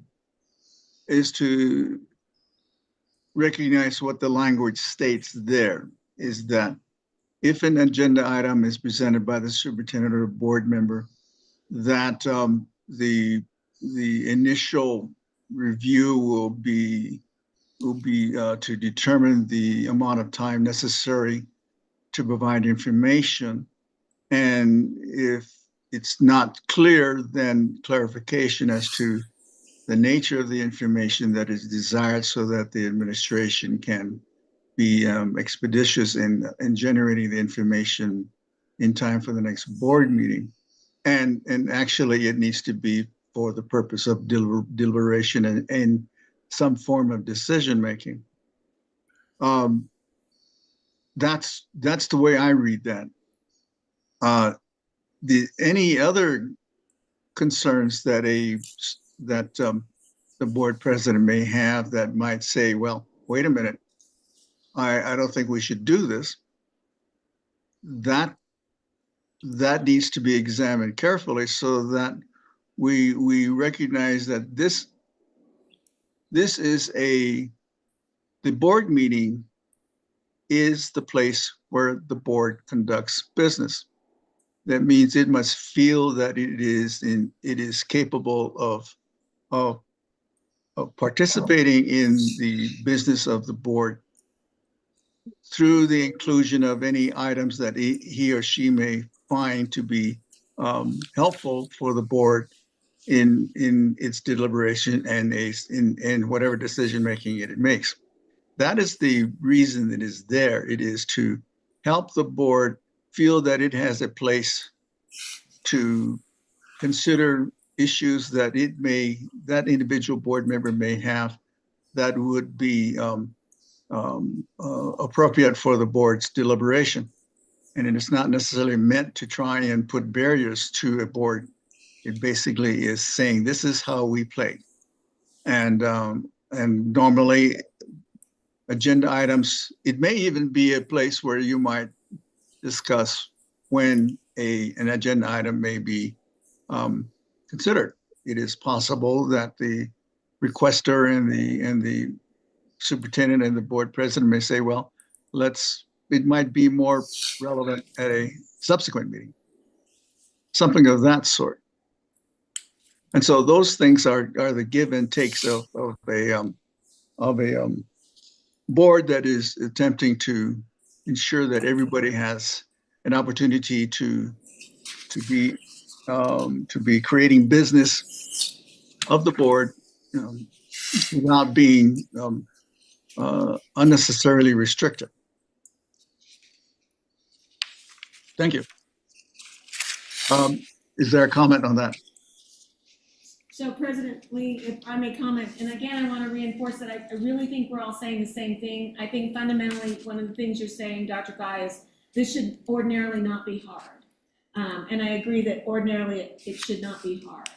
The only thing I'll say, and again, it comes from experience across multiple districts, is that even, for example, the Attorney General gives, by way of example, issues of, for example, attorney-client privilege. Now, obviously, you're hearing my advice in open session. The Attorney General recognizes that in some instances, since I can't give this advice in closed because it doesn't involve pending or threatened litigation or a personnel matter, it involves just policy, but it is advice. And yet I have an ethical obligation to the district to also make sure that the kind of privileged information that needs to be safeguarded for you gets safeguarded. And so sometimes, again, that's just one example of sometimes things that boards want to vet in an open meeting that may not even have an exception for close, but is not in the legal interest of the entity as a whole to be necessarily dealing with it in perhaps the next open meeting or in the way that is being proposed. So I just want to emphasize that ultimately the board has an ethical duty to legal compliance and to making sure that confidentiality and those kinds of things are honored. And so those are the things that when it becomes an issue, and I agree with Dr. Guy that this shouldn't be hard and it should rarely be an issue.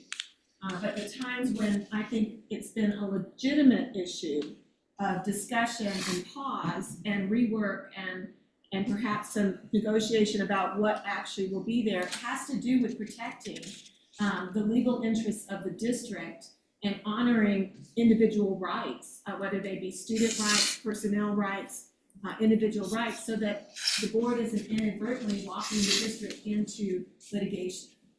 Or putting, for example, legal counsel in a situation of having to try and advise the district in a way and still make sure that attorney-client privilege isn't waived. So there are complicating factors that can happen, and I'm glad we're having this discussion so everyone recognizes that from time to time there are complicating factors, but I think for the majority of the time, and I think what Dr. Guy is talking about is the majority of the time, this should be a relatively easy thing. It should not be complicated and should be welcome. Within policy and legal. Right, and so I really think that all of this gets satisfactorily addressed by adding the phrase within legal and policy limits. And that What just page? What page are you guys on? What's so hard, Ms. Hunt, is driving me crazy. It doesn't have page numbers, but we're on advisory 212. Okay, And it's the first page after that cover sheet that says 212. 242. Yeah. okay, thank you. I somehow Madam- missed that crash, go ahead. Madam President, Board Member Hunt Daly, if you have some other additional comments to make, fine. Otherwise, I was going to discuss another paragraph. The Yes, second- sir. The paragraph following on supporting materials. Yes, One of sir. the things that we as a board must do is to be able to obtain the materials that are supporting an agenda item insufficient within, with advanced time, especially if it's complex. And that's one of the concerns that I have, is that we should not be getting materials on the same day. Agreed. And so what has happened in the past is we have had materials that are critical to the substance of the major substance of the agenda item is not received until the same day. And so it's useful for the board to look at these things well ahead of time and be able to provide input or questions that may arise. And so I'm a little bit concerned about saying whenever feasible. And that I understand is to create flexibility, but I think we've been overly flexible in the past. And President Lee, if I may, President Lee and Dr. Guy, I do think that you all need to decide what works for you. I completely hear what you're saying. I don't think 72 hours is unreasonable. I've had boards that make it a lot longer. What I was just wanting you to think about, it sounds like you've had some experience with this and there's a reason you set the deadline you did, is what I don't want is it to become overly technical. The example I gave is if I were to have shown up, like I thought about as I was leaving thinking, oh, I should print all of Senate Bill 137. Well, you wouldn't have had that 72 hours ahead of time. So instead I'll read portions if I need to. So I just didn't, what I was trying to do is create enough flexibility where it didn't become unreasonable the other way. But I don't think under this language, it prevents any board member from saying, I think we should table this because I wasn't given an opportunity to digest it. If, like Dr. Guy says, it's the kind of thing that this rule is designed, the abuse that this rule is designed to prevent is having, some kind of a information dump on you the day of the meeting. That's not okay.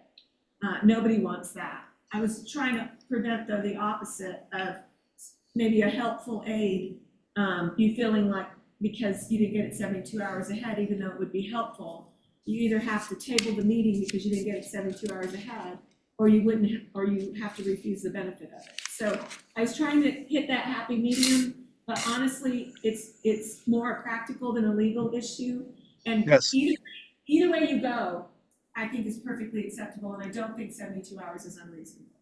I think using the word whenever feasible, or phrase, I should say, whenever feasible makes sense, because I think, you know, looking back at a couple of the meetings we had during the spring, we were waiting on some data coming in, and we got part of a presentation given to us on Friday, but then the rest of the data came, you know, Monday and Tuesday, and those, you know, couple of pages or tables or whatever were, you know, updated at that point.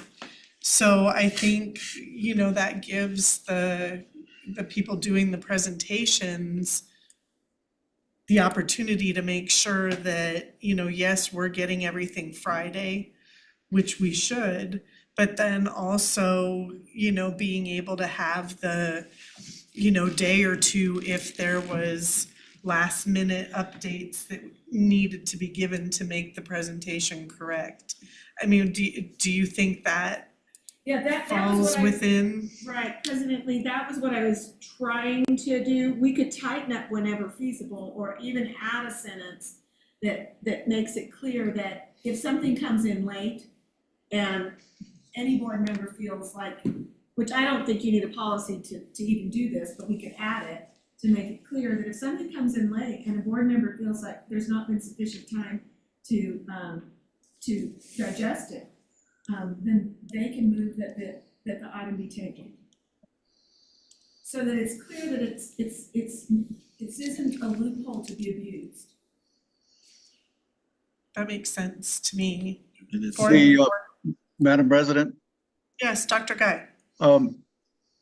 another approach in addition to that is to really set forth a strong calendar that would help the administration and the board to know, project ahead, what kinds of, what items we would know are going to be coming forth in the weeks and months to come, that might enable the administration to say we can look forward to making a presentation on a particular topic from in a couple of months or next month. And so it might be just basically a lot of fine tuning our housekeeping activities and trying to create a good supportive calendar so that the administration gets a fair chance of getting prepared for the meetings. Thank you. Yes. Dr. Guy, that was a great point, and one that was addressed up in Taos, that it would be a really good opportunity for, at the beginning of the school year, for the board and superintendent to be able to sit down and outline, you know, a plan for the school year for, okay, September, we need to be talking about X, Y, and Z, and then October, these things come up and really outline it. So yes, sir, very good point that I was also gonna bring up about those scheduling. Thank you. Ms. Gallegos? President Lee, if I may, and Dr. Guy, members of the board, this is, that was music to my ears. This has been advice of mine that I give in board and superintendent retreats that I do. First of all, many times you find that the administration actually has one of those calendars. You know, when does the discussion of budget happen? You know, and obviously too, looking at things like collective bargaining and all of that, have that out there. It could be an exhibit to a policy, but it should be something that orients all board members so that they know. I mean, all the reasons that Dr. Guy just mentioned are reasons to have it, and it probably exists in some form or fashion. Sometimes it's the executive assistant like Ms. Sandoval that's keeping it, because she's got to anticipate as she starts preparing those drafts. And if everyone can have it, and it can be looked at annually and be used for new board member training, all of those things, I think it goes a long way, not only for board cohesion, but also for board superintendent relations. Ms. Hunt Daly? Yes, I was finally able to pull up the the policies that you're reading from. So, just a question, so the ones that are in red and marked out, those are being deleted from our policies? Is that what you submitted? The ones you marked off. So the Yeah, red they're lines. from the red lines that, so some of the red lines, Ms. Hunt Daly, are, I think you can kind of tell by the print, you all have color copies, yeah, so the black and white, markouts and changes are NMSBA's. And then the ones in red are my added suggestions, and mine in red also have comments to the side, so EG are my initials, and I've added comments so that you would know why I was recommending what I was recommending. Okay, so now when you say NMSBA, that also aligns with the law. Well, no, they're a policy service, and that's why they actually say that you should get legal advice on it. Okay, It's that not was legal my advice. question. In some instances, it tracks the law, and in those cases, I've left it in. But where it doesn't track the law, and if I've had concerns about it, then that's why I'm pointing those out. Okay, so I was kind of concerned that there was a lot of markouts in red. And No, so that's recommended by NMSBA. And it's not necessary we have to follow it or adhere to it unless it's tracked or it's part of the law. yeah, so a lot of the markups, if you look at the comments, Ms. Hunt, Yes. what I'm trying to do is the things that need to be decided in your OMA resolution every year that are discretionary. They have to be decided, but you get to decide them every year. Okay. I pulled them out of policy so that the decision is made in the annual resolution. You're gonna be making that decision tonight. You're adopting a new annual resolution. So it's not that it's not gonna be somewhere, it's just gonna be in one place. And it's anything though that's in the law, I left in your policy. Okay, that was my second question is, how long do we have to, approve these, recommendations? Because I'm just now seeing it. Right.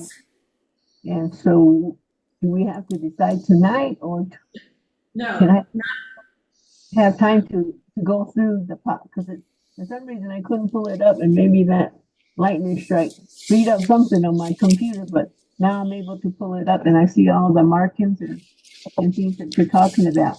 But I'd like to have time to go through them more cautiously before in good concern that I could actually approve it. right, This is our first review of these Okay. updates, Right. Ms. Hunt Daly. So necessarily we don't need to vote on it tonight. It's not an You action. You actually can't vote tonight on these policies, because by policy, you have to do 2 meetings. So you're not gonna vote on them tonight. This is just your first discussion of them. You'll get another opportunity to discuss them again at a second meeting, and it's gonna be at that second meeting that you'll approve any changes. Yes, that's what I understood from past, this is my 12th year on the board, so I know that we do this every year. But I was hearing that we had to, somebody said we had to vote on it, or we were voting on it tonight. So that, What you are gonna vote on tonight, because the Open Meetings Act requires that annually you do a resolution. And then it contains certain things. I do have, in addition to the policies, a red line from your last year's resolution. And that's not policy, that's your resolution. And that is an action item tonight, but we haven't gotten to it yet. okay, all right, thank you. Okay, Go ahead. Thank you. so, I thought, let me see. I thought Dr. Guy started to share some suggestions for the language about, the board packet and another, oh, he did. That was about having the calendar, and I agree with that. And if you guys were to decide you wanted a sentence on that, I'd be happy to draft it. But I really do think that would be very, very valuable. agree. I'm finished with agenda preparation. We could proceed. Okay. So I think that takes care of BEDBA. Was there anything else, Dr. Guy, on BEDBA? None. Thank you. Okay. The next advisory is 243, and that's minutes. And the only thing I added was what was in the law that got left out of policy. So everything, Ms. Hunt Daly, that you're seeing in red tracks the law. And if you look at my comments on the right-hand column, it actually quotes the law so you can see it. And then the black and white edition by NMSBA also tracks the law. So the only changes to minutes is just straight out of law. So I don't really have anything else to add unless someone has questions. And the heading is minutes. Go ahead, Ms. Daly, what was that? And the heading is titled minutes. Yes. BEDG, and it's B-2100 at the top of the page. Okay. Go further down. Thank you. You're welcome. Dr. Guy? Madam President, this has more to do with the board staying on top of all of the actions of a board meeting. And since there are numerous board meetings, it's difficult for us to retrieve from my memory what it is we decided. So probably need to just do some brainstorming about that. I'm not asking to do anything else other than this. I'm just saying that that in my senior years of existence, I don't remember everything that we did back 6 months ago, and it may be important. So I'm trying to scan this right now to determine whether there's a requirement that a summarization of actions taken is listed not only for the board but for the public as a matter of record that is more readily accessible than digging through minutes and through board packets. Maybe our council has had that kind of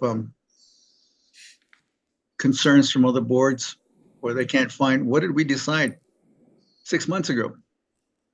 And everybody's scurrying around and trying to find what we did. So anyway.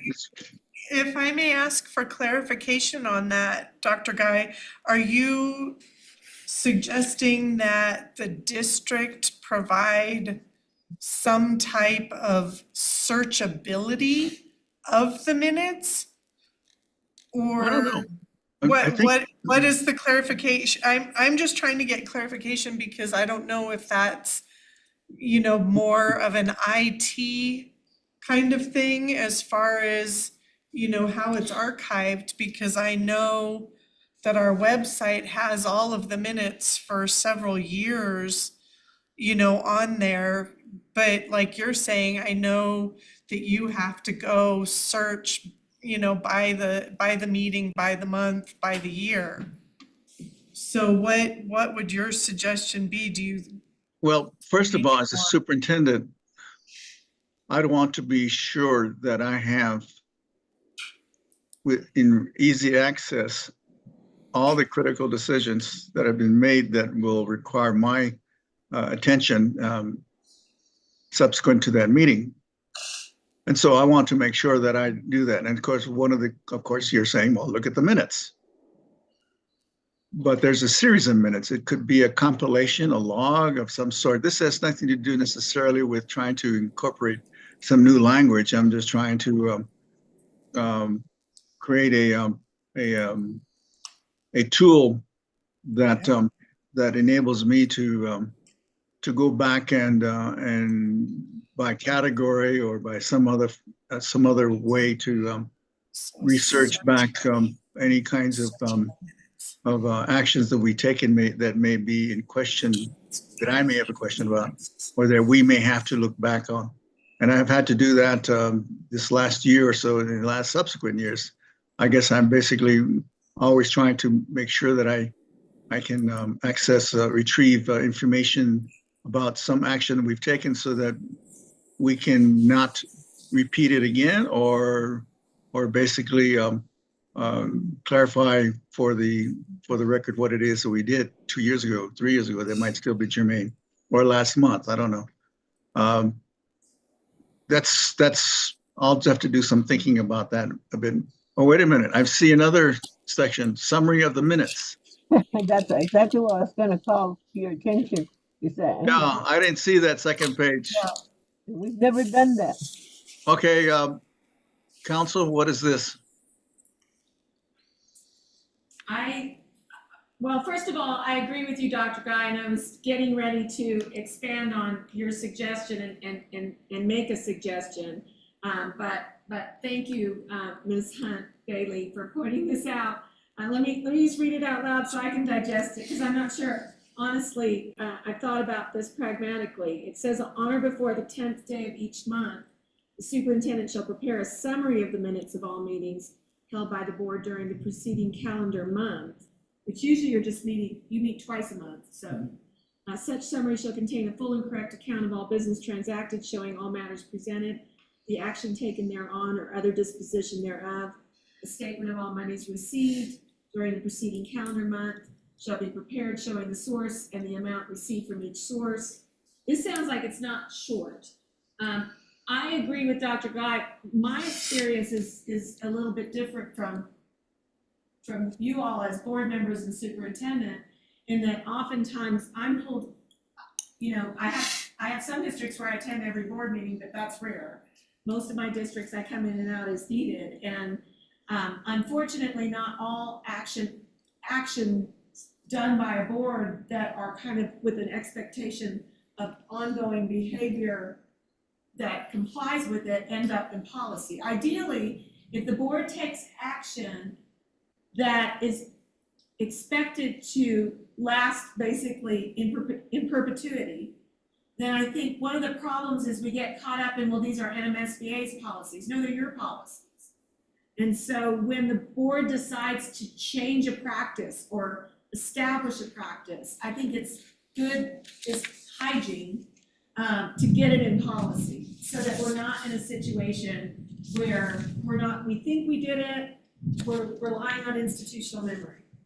So that's the first thing I would say. But the second thing I would say is I agree with Dr. Guy, first of all, that I don't think it's necessarily a policy issue, but that for purposes of transparency to the public, for purposes, a rainstorm moving in, right? Yes. Is that what I'm hearing?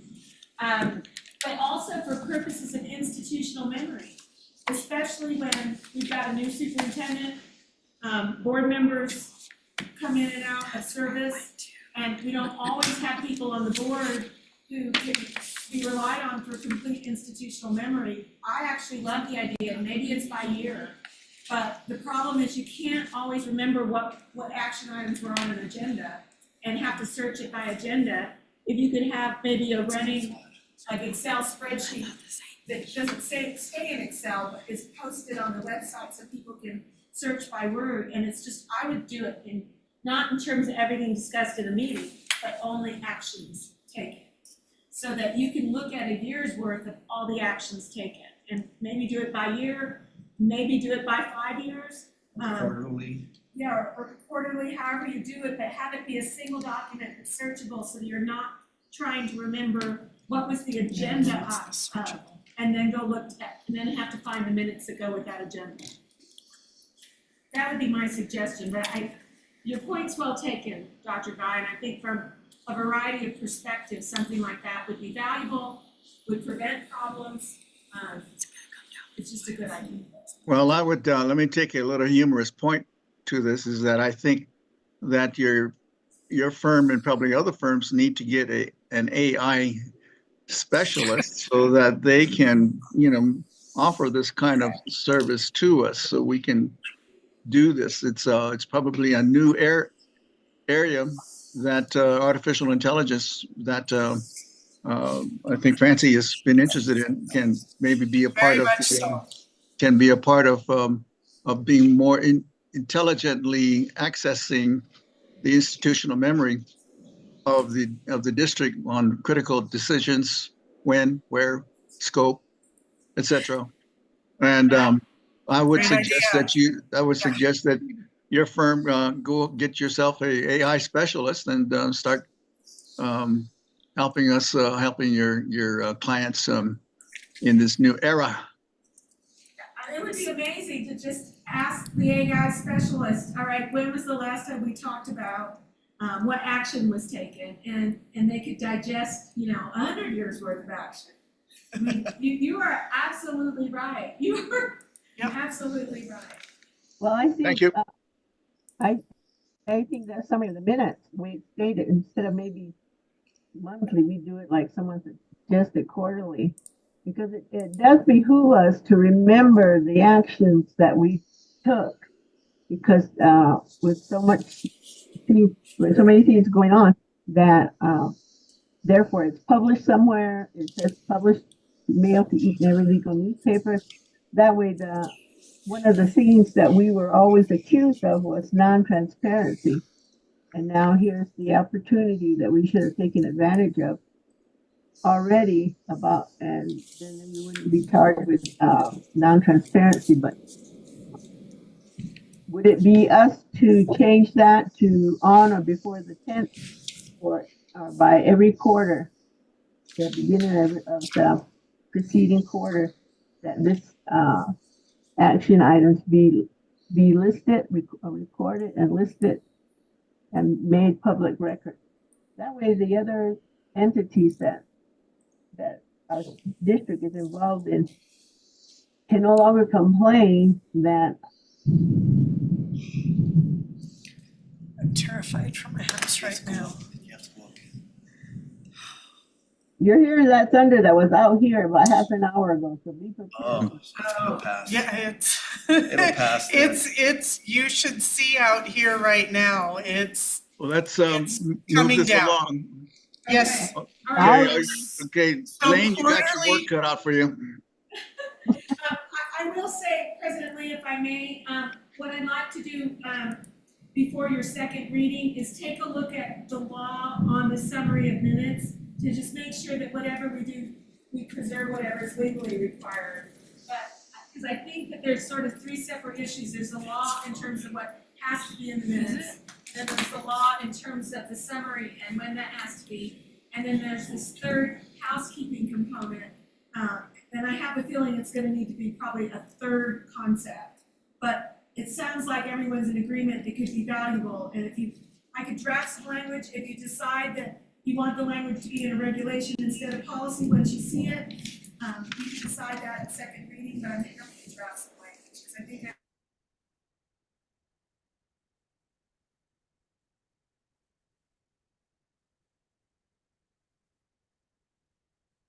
Shall we proceed, Madam President?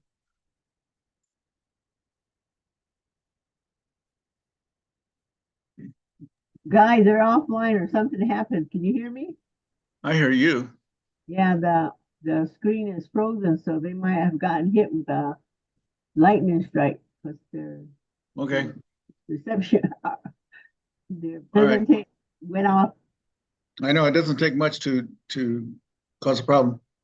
See, and that's the reason why I think normally we should have IT on site to handle these problems. We can't rely on somebody somewhere else in case stuff like this happens. If they're off, They're off. Oh, yeah. they went off. I'm not in the area, so I wouldn't know. Oh, yeah. they're off. Sorry, everyone, we lost power. We're gonna take a 5-minute break. All right. Thank you. This is Good Katie. luck. Thank you.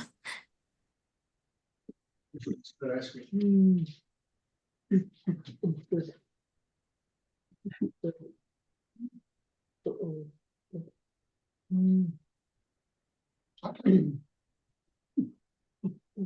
this Uncle Joe's? It's probably Joe's. Which ones can I get into? This Uncle. Can you tell Uncle Joe that guy? Is that you guys? Here it comes again.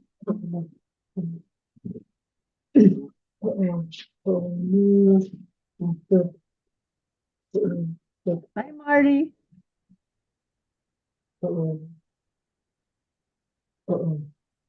Hi. I'm gonna step away. Okay.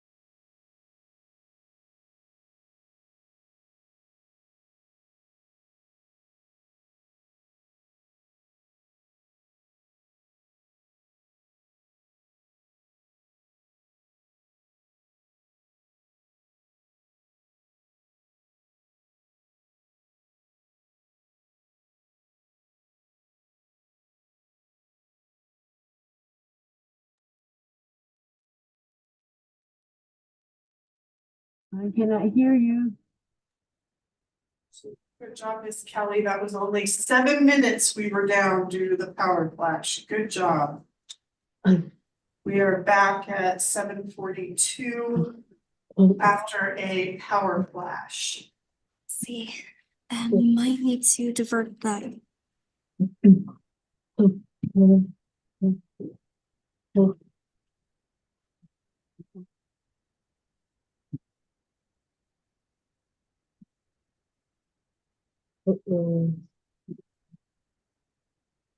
It's muted. You can hear me. I can't hear you guys.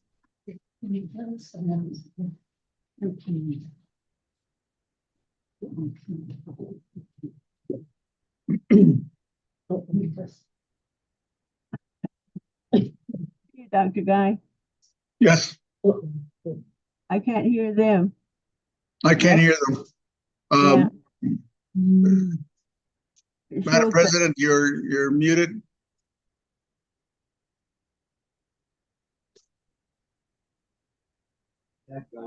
Okay, are you there- all able to hear now? Yes, I can hear you. I can hear you. This is Guy. Okay, wonderful. I may have, oh, Getting more thunder and lightning going on. we're having a lot of power flashes, so we may be on and off, but we're gonna do our best. Do you have to mute that one? My, I- my volume is 100.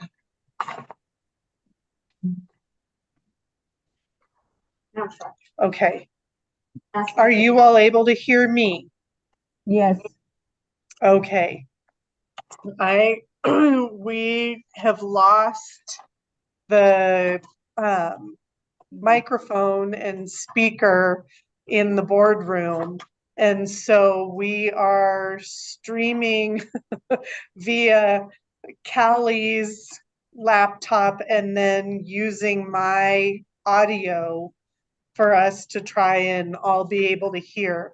So I may have everybody huddle around a little bit closer if you all have an issue hearing us. But I believe that Miss Gallegos was getting ready to go to advisory 244 unless there was anything else that we didn't finish. Well, I just have it. Okay, The- Mr. the legal Jaramillo. The legal reference on the bottom, it says SB 137/2024 to be dated or To be determined. determined. I don't know why they did TBD on that. I think I know why, it's because it hasn't been codified yet in statute.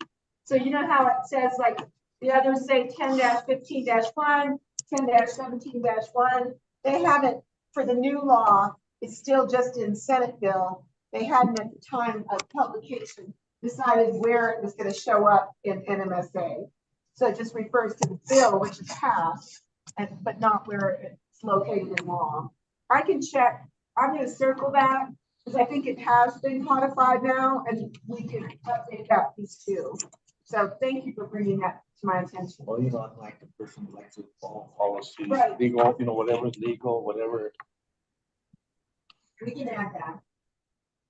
All right, Madam President, if you're ready for me to go on, and again, I trust that if I can't be heard, that someone will speak up. So it is policy BEDH, and this is really where we need to come back to that decision about, does this confuse, does this confuse public participation in a meeting with the comments? Because they kept, and MSBA has kept all the rules that Ms. Hunt Daly was referring to earlier.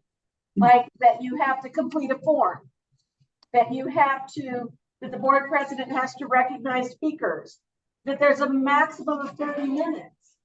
That within those 30 minutes, individuals have a maximum of 5 minutes. But if there are so many people who are wanting to talk, the 5 minutes can be reduced. So those kinds of rules in the context of this stream, you almost can't put them together. You either have to rewrite the rules entirely or say, no, this is different. If someone wants to make public comment during the public comment period of our board meeting, they still have to follow these rules. They have to come, they have to sign up. We get a total of 30 minutes. Each gets up to 5 minutes. And somewhere in here, I don't know if it's in your regulation or if it's in here, you all said that you're limiting people to what's on the agenda. And all of that's legal. It's all fine, it's legal. My concern, and maybe we just need to work on the drafting of it, is that when you go from this list of rules to the next page, which is Senate Bill, the new Senate Bill that we were talking about, it then sounds like they're still talking about public comment. Because it says meeting July 1, live audio and video webcast of school board's meeting shall be accessible through the district's website, shall include a user interface that allows members of the public to submit written or verbal comments. And then it says again, the superintendent can develop procedures. We can leave it and let the superintendent develop procedures that keep it separate. We can move it to a completely different policy, which I think probably NMSBA prefers you not do, because it probably messes up their system. Or maybe we could add some language that clarifies that this isn't public comment. And if you want me to try and add that language, it will keep the piece about the superintendent doing regulation, but make it clear that we're not allowing a new way of the public just jumping into a board meeting. Do you want me to do that? So for how a do second reading? how do you separate the verbal comments?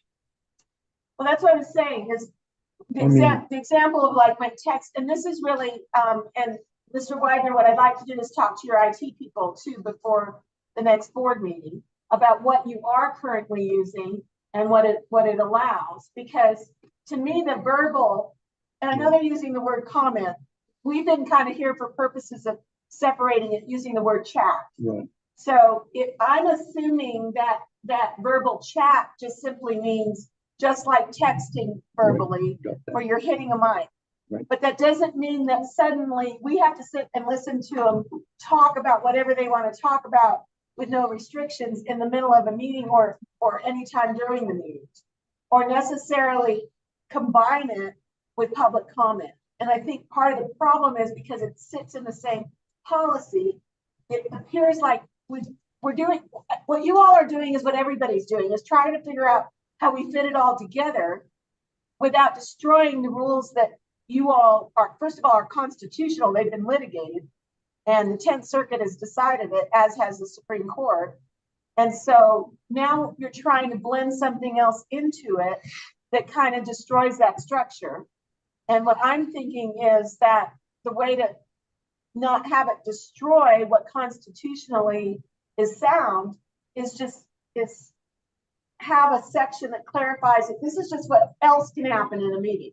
People can chat during a meeting. The board's not going to be on the chat during the meeting because you're going to be busy in your meeting. But all this has already been invented though, But right? it's all, yeah, and it's all, by law, it will all have to be preserved.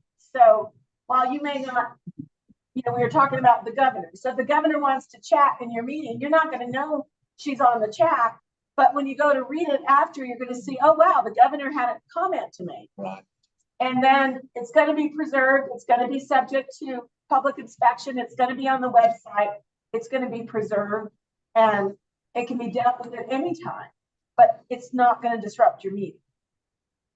Well, the city does that. I don't know if you've ever seen the So city. tell us about that, because I want to hear. What do they do? Well, I don't know how they do it, but like I said, I could jump in and see the meeting live because, like you said, we went everything's streaming and you stream in there, but you can see Make people making comments. comments, Right.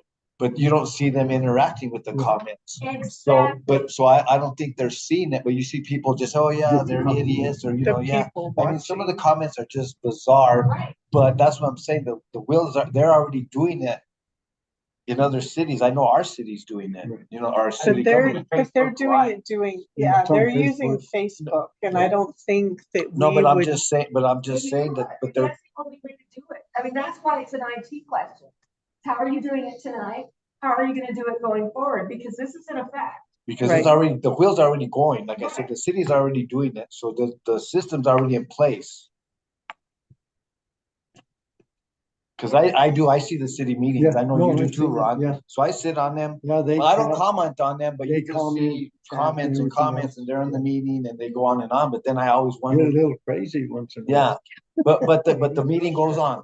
The meeting goes on. You have captured exactly the point I've been trying to make, and I'm glad you have a concept of it, because honestly, you know, I haven't, I've seen heard it. about it. I haven't No, seen I've it. seen that, the city does it. And I think your point's a good point. The city's not allowing it to interfere with the meeting, but it's creating a record, right? And the key with this law is whether the city preserves it or not in archive, this law requires you to. Let's preserve, but as you point out, some of the crazy things are said there. You can't possibly vet that in a meeting. It will disrupt and bring down your meeting. And then they can't hide who they are, like Emily says, because once you make a comment, you know exactly who it came from. Yeah, it's 'Cause- because you have your user Right. name Right. You or can't go phone incognito. number or email or whatever, however it is you're logging on to the meeting. And then you're commenting. And then the only other area that we've had problems in the past was everyone gets 5 minutes, but then one person will give their 5 minutes to the person talking, another will give 5 minutes, and so eventually you have one individual. take Right. Comments, they're just commenting. So what Ms. Hunt Daly, and Ms. Hunt Daly, I'm just gonna repeat what you just said, is that, you know, in our public comment section, you're limited to the amount of time that you're able to speak, but this isn't limiting, you know, your time. Right. And so that's another one of those IT questions. Is that sort of what you were getting to, Ms. Hunt Daly? Yes, and then the other thing is when you say we have to publish the chat comments, who does the, what do you call it? The inspection of those comments to make sure we're not printing that, which is going to be made public, those, crash words and debilitating, or discriminating comments. 'Cause we've Are had that- removed. Yeah, because we've had that before where somebody from public comment gets up, and I remember distinctly calling the New Mexico state governor dumb. Right, so President Lee, and Ms. Hunt Daly, what you're saying is valid. That's why I'm saying you should not mix it up with public comment. Because this law is a new law and it does not place those kinds of restrictions that you have in public comment. And so that's why what I'm saying is,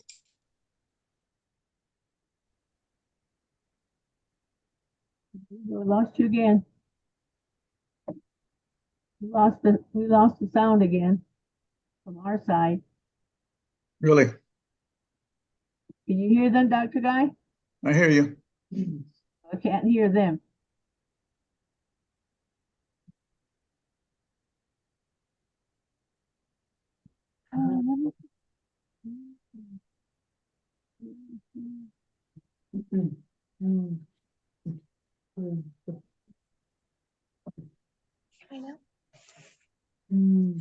Are you able to hear us now any better? Yes, we can hear you. I can hear you. I don't know about Dr. Guy. We're trying to make it to where we can hear you all better. I can hear you. I can hear you too. hey, Wonderful. not worried. Where there's a will, there's a way. Do both of them work? Yes. Yeah. Okay. Better than all of us are. All right, we're getting there. We've got Callie and Lorraine helping us out big time getting this done. All right, so I'm thinking now that I've heard everybody speak, and I think everybody agrees, this law has potential problems. I'm happy to try and draft something that I think addresses the concerns. President Lee, I'm more than happy to continue to discuss it, but if you think that it might be best, I can work on crafting something. I want to sit and talk to Superintendent Weiner and his IT person to make sure that whatever I write is doable. But I think what Mr. Jaramillo said was incredibly invaluable to me in terms of understanding how we could have two separate systems. One that complies with Senate Bill 137 and one that complies with constitutional principles around public comment. I'm not going to touch what you have in public comment because that complies with constitutional principles. And I've not heard any of you say you don't like it. All of you have been trying to make sure that it's protected. And so to me, the way to protect it is to keep this understood as a separate thing that's not going to be allowed to intrude on your board meeting and disrupt the meeting. Even though they use the word comment, they should have said chat. There you go. Yeah. And what we may do, Mr. Jaramillo, is maybe do kind of a defining of comment for purposes of this law as basically like a running chat. So it wouldn't have time limits, but it won't matter because you all aren't going to be distracted by it in the meeting. And they're all chatting with each other during the Exactly, meeting. exactly. So I'll, maybe in the meantime, if there is a city council meeting between now and then, He's trying to find one, but you didn't find one. I didn't find one, I was trying to. Yeah. There, you can find them. I'll try and watch one Yeah. between now and then, because that would really help. And they do all of Probably them. enlighten all of us to watch one. Well, They and do it's all their on, meetings. yeah, they Their advisory stream it. meetings, their via Facebook. cemetery meetings. Cemetery That's board. what this law is trying to get schools to do. But it's not a way for someone to come and talk to the city council in the meeting. No, they're just letting them be there. Right, right. Okay, we're all saying the same. I think so. Ms. That's Kay, why community meetings get out of hand. I watched them. right. They're kind of crazy meetings, aren't they? Yeah, they got some crazy stuff. Ms. Okay. Kay goes 2:45. So 245 is the next advisory. And it's a different policy than the ones we've talked about so far. This is policy CB, and it is the policy concerning the superintendent roles and responsibilities. So we looked at the first policy we looked at had to do with board powers and responsibility. That was advisory 238. And this one is superintendent roles and responsibility. You're going to see that on the first page. NMSBA did not make any changes, and I did not make any changes because it simply tracks the law. And I want to emphasize again, like I did when we were talking about board role and responsibility, the law is very clear, and there are limits on both in terms of what the authority is. And so this just simply sets it out, and there's no reason for change in that. The only reason it's in an advisory by NMSBA is because of the new limitation on boards that came out of Senate Bill 137. And that is under the new law, a board cannot, during any time between the date of a regular local election in which school board positions are on the ballot and 60 days after a newly elected board has convened, they can't extend the superintendent's contract or terminate the superintendent without cause. So what this was designed to address by the legislature is concern that a new board would get elected, but before they could be seated, the outgoing board would either extend the superintendent's contract or buy out the superintendent, either one, without the newly elected board having a say. And then same true, once the new board is seated, the legislature is wanting the new board to at least have 60 days of experience as a board before they're making big decisions like that. So, I see the pros and cons of both because I've been in situations where the board with the most knowledge, is wanting to take action based on, history of evaluations and aren't trying to do it to be underhanded. But I've also seen it the other way where the new board's trying to get their last say before they leave and are basically the old board is basically undermining the new board. But it doesn't matter what I think. This is just the new law. And so all NMSBA has done is stuck the new law in the policy. I don't see that unless you have questions about what it means, I don't really think there's anything to discuss. Or what it means if somebody's coming in with an agenda or leaving with Yeah, an agenda. exactly. Let's try to curb that a little bit. So that's it for that one. And that's it for the first meeting of these policies in the policy advisory. So Madam President, when you're ready, that's going to take us now into the resolution. Absolutely. Board members, were there any other questions regarding the first read of the policies? Yeah, so so you only added the word generally into under superintendent's contract. I'm sorry. Thank you so much for pointing that out. Yeah, so I don't particularly care for the fact that the policy says that requires you to take action on the superintendent's contract no later than February of the year the contract expires. I think that's a good practice, but the law does not limit your authority. You can take action on a contract anytime other than this new limitation having to do with a change in board. And so all I'm trying to do is give the board some additional flexibility that the law gives you. Because what I don't want to have happen is you accidentally, let's take the example that was discussed earlier of having an annual calendar of what we generally do at each board meeting. Obviously, if you generally consider the superintendent's contract extension in February, then that would be on that annual calendar and you would know. But if you accidentally failed to do it, I wouldn't want the superintendent to say, well, the board violated its own policy. And so now I get an automatic extension when the law doesn't limit you. So all I'm trying to do is make sure that the board within the limits of the law has maximum flexibility, while also recognizing that the policy you have that does say you would take action no later than February.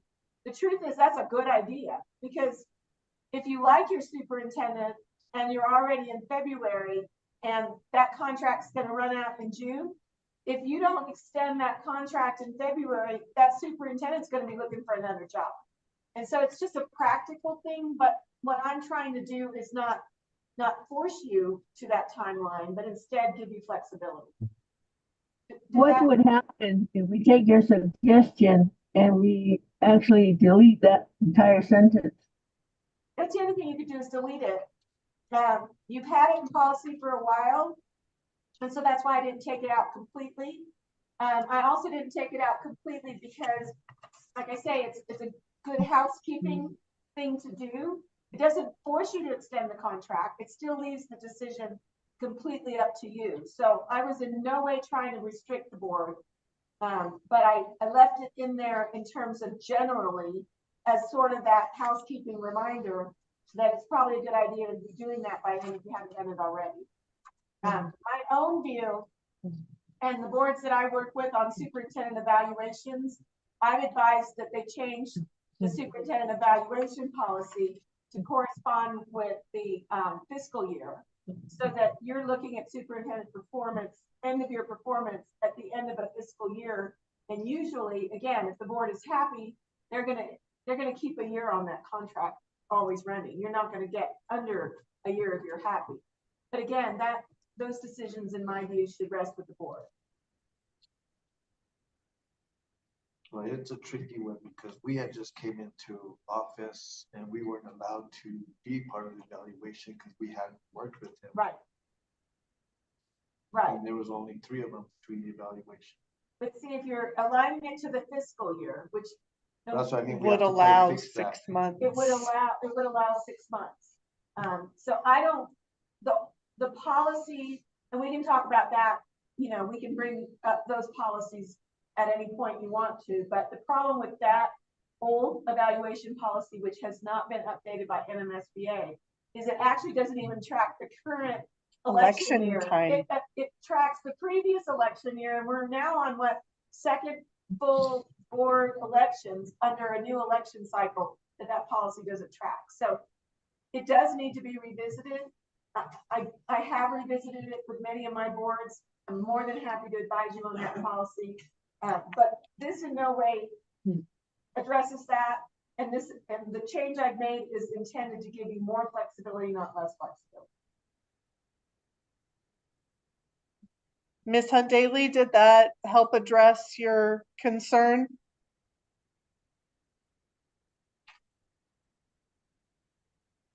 Hold on, I'm trying to. Can you hear me now? Yes. Okay. Yes. Yes, that did answer my question. Thank you. Any further questions on this CB policy?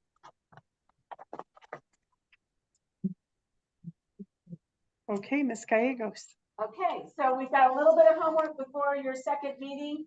I'll get that done and off to you in time for your 72-hour packet. Hopefully even sooner than that. And thank you for giving me the opportunity to present that to you in your first meeting. So this next bit really is just your annual OMA resolution, but these are your running instructions for how open meetings will occur here in Grant-Cibola County Schools. And so it really does, once you adopt the resolution, it rises to the level of law for you. It's your local law. So it is something you should take seriously. So say again, the comment I kind of made in passing earlier to Ms. Sandoval is if there's something in here that you know is a practical matter that's going to be difficult to do locally, then we should talk about it to see what flexibility we have. But all I did is I took your last year's and I tried to clean it up a little bit. What you'll find if you compare it is I took the Attorney General has a model annual resolution. And so as you see in my comments, most of the changes are to match the Attorney General's model, not to have you do more, not to have you do less, but to have it aligned with the Attorney General's model. I like the model because I know if anyone complains about it, we can say, hey, we borrowed the idea from the Attorney General. So that was why I did that. So what I'd like to do, President Lee, if I may, is walk you through the logic of the changes in that. I don't have red line. I don't think we printed red line. Okay. So I know that we shared red line, but I don't. See red lines either. Is yours, Guy? No.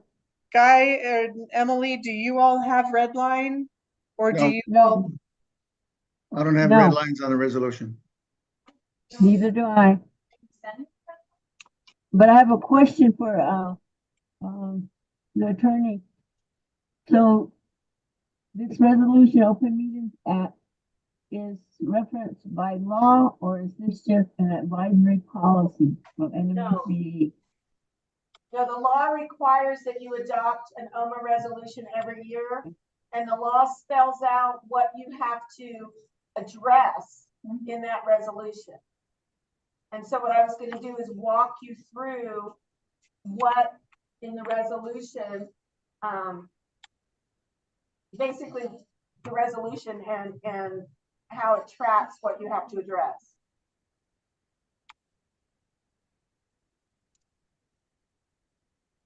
Now, you have, it sounds like, the clean copy of what I prepared that I was recommending be adopted.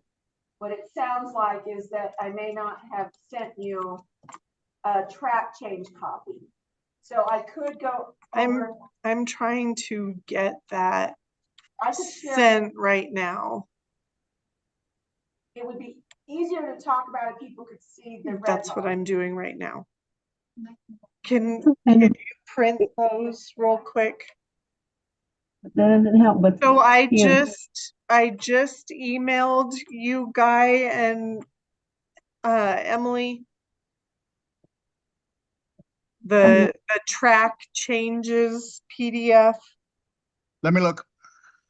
where did you send it to? the Laguna Woman.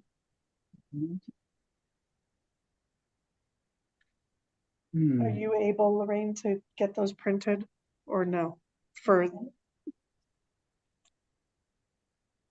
I thought I included you on it. I might have accidentally just had Lane on there. Let me look at what I just sent.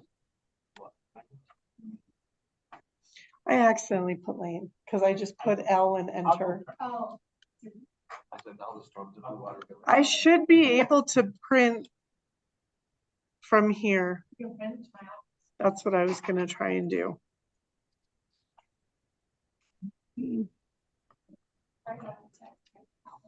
We're having all kinds of technical fun this evening. I guess that's why it's important to have IT right there on site, right? Yes, we're so lucky that Callie is sitting right here with us. It's not going to your printer. It's just, I got my, it may have not updated, maybe. I rec- But with the power flash, it might not have let it go. It may have kept it turned off. I received mine. President Lee, You got yours? I received mine. Wonderful. We're gonna try and get these done That's right quite, now. that's quite a bit to go over. Considering the lateness of the meeting, should we add this to the second read? Or would that lengthen that second read more? What was that, Ms. Huntley? Let me see. Somewhere I lost you guys. Okay, what I was saying was that's quite a bit to go over now. Would it lengthen if we took this to the second read at our next meeting or special meeting or whatever it is to review all this? Because that's quite a bit of changes. And I think that this is a really important section because we, in the past, we've had a lot of, not a lot, but we've had several OMA complaints. And so we need to really have a strict, or not strict, maybe a comprehensive OMA resolution so that we don't fall into this gray area that we're falling into. We've fallen into in the past couple of meetings.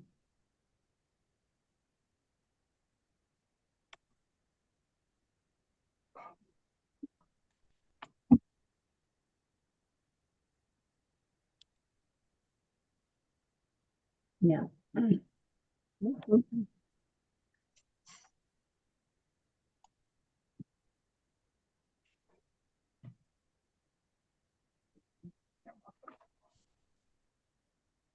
Thank you.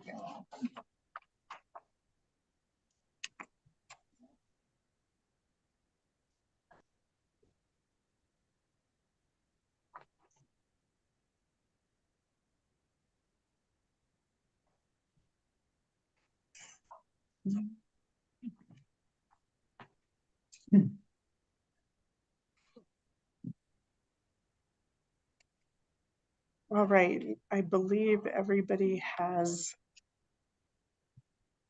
a copy of the red line now. Oh my goodness. We have a snake in the rabbit room right now.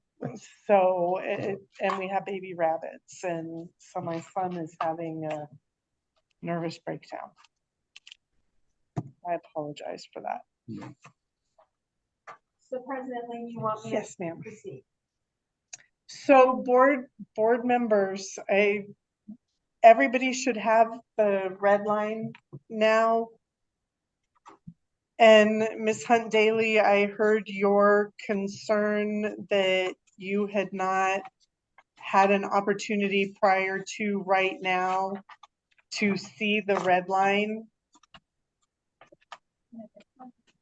Yeah, what I'm trying to do is like I did with the, other policies, I had them side by side, but because this didn't come in a folder, I can't open it up. I would have to get out of my meeting in order to open up the red. The one you sent me, Lee. I couldn't hear the last sentence that you said. You said that you only had the clean draft. Yes, that's the only thing I have.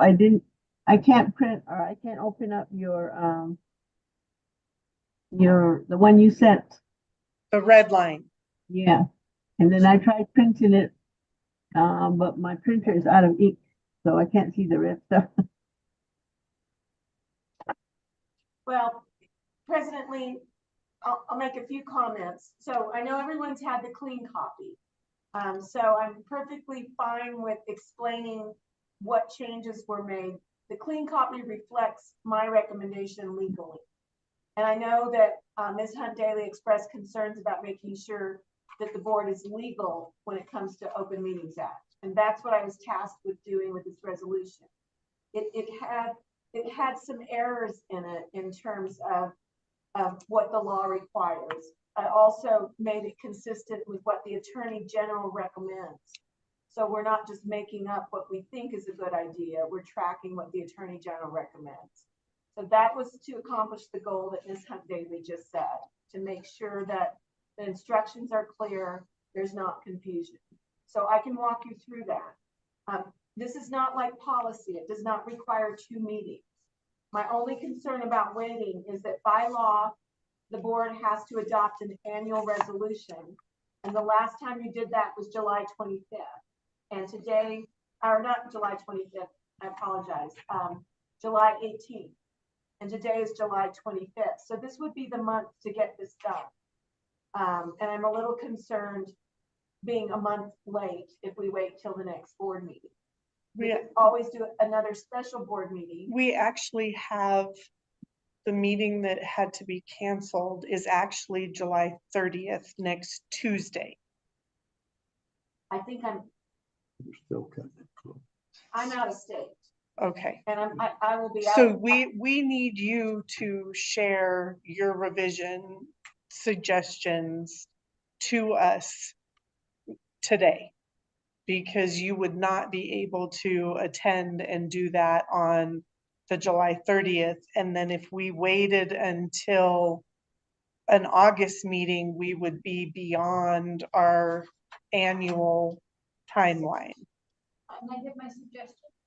And Ms. Hunt Daly call in and then be able to use her computer to pull up the document, the red line document? That's what I'm trying to do now. Okay.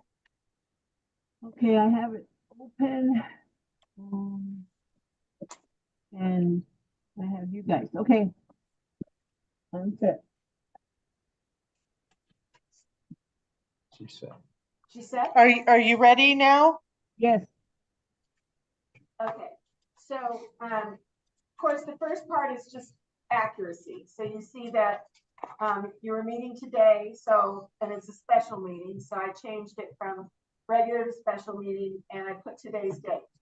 So if any of that's incorrect, say something, but all I was doing was matching the facts of when you were meeting to discuss this. The next paragraph, the second paragraph, I just fixed the legal citation because it wasn't written accurately. If you like it better the other way, you can do it. I don't think it's misleading, but you asked the lawyer to do it, so I'm going to make sure it looks right. So that change is simply correcting the citation. The next change you see in that one sentence paragraph from required to requires was just fixing a grammatical error. So again, no legal issue, just housekeeping. The next paragraph just had a typo. Located, so I cleaned that up. It said any and all school board meetings will be announced. It was not a complete sentence, and there's nothing in the law that says that. This is the announcement, this OMA resolution, and I will say to Ms. Sandoval and Mr. Widener, that once it's adopted, it needs to be prominently posted on your website, because this becomes your notice for all future regular meetings for this year. So that technically, as you'll see in this document, once you've posted this notice, as long as you haven't changed anything about what you're going to do in a regular meeting, it constitutes the legal notice. So that's both good news and bad news. The good news is it needs to be prominent, prominently on the website, sent to your newspapers. You know, we'll go through those requirements as we get to them, but all that housekeeping will need to be done. But once it's done for the year, for those meetings, for those regular meetings that fall on the days that this says that they're going to occur. So it keeps us from having sort of gotcha kinds of mistakes.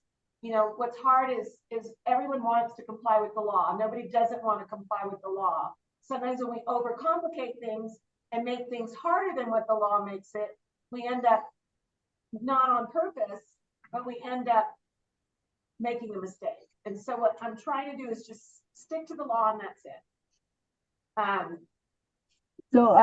Madam, so are we restricted then if it says regular shall be held on the first and third Tuesday of each month, and either of these days is a legal holiday or school holiday? The meeting will be held on the next Thursday. So we have the meeting canceled on Tuesday, then we skip Wednesday, and then we have to have a meeting on Thursday.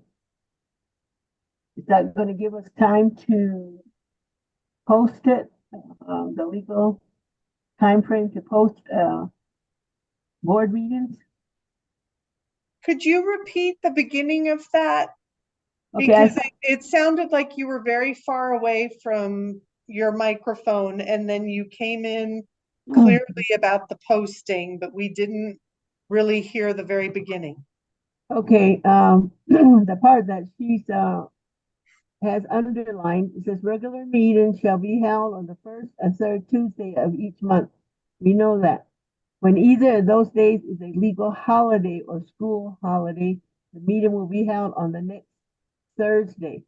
So we have a cancel, or we don't have the meeting on Tuesday, we skip Wednesday, and then we go to Thursday. Is that enough time to post the required time frame for minutes?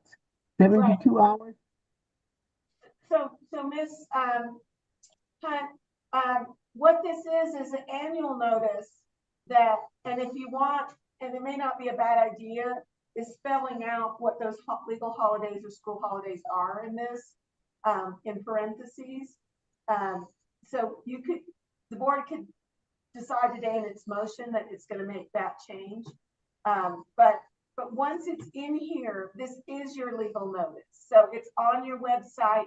It's not a question, are we going to postpone it? If the first Tuesday or the third Tuesday of the month is Christmas Day, and Christmas Day is a holiday, then it will be Thursday after that. It's only if you change it from that point that there has to be notice. And you'll see as we get to that paragraph, that if you change it from what this says, and it's a regular meeting, then it's a 10-day notice. That's a lot of notice. Otherwise, you're giving this notice, and it's a running notice for the entire year. That's what the law says. That's what the Attorney General's guidance allows. It is legally permitted.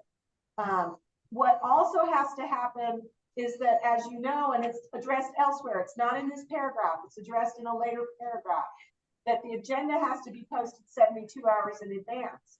That's any kind of meeting, regular or special. But you're going to know that it's Thursday and not Tuesday because it fell on a holiday. You're not going to discover that on Tuesday. You're going to have known that a whole year in advance.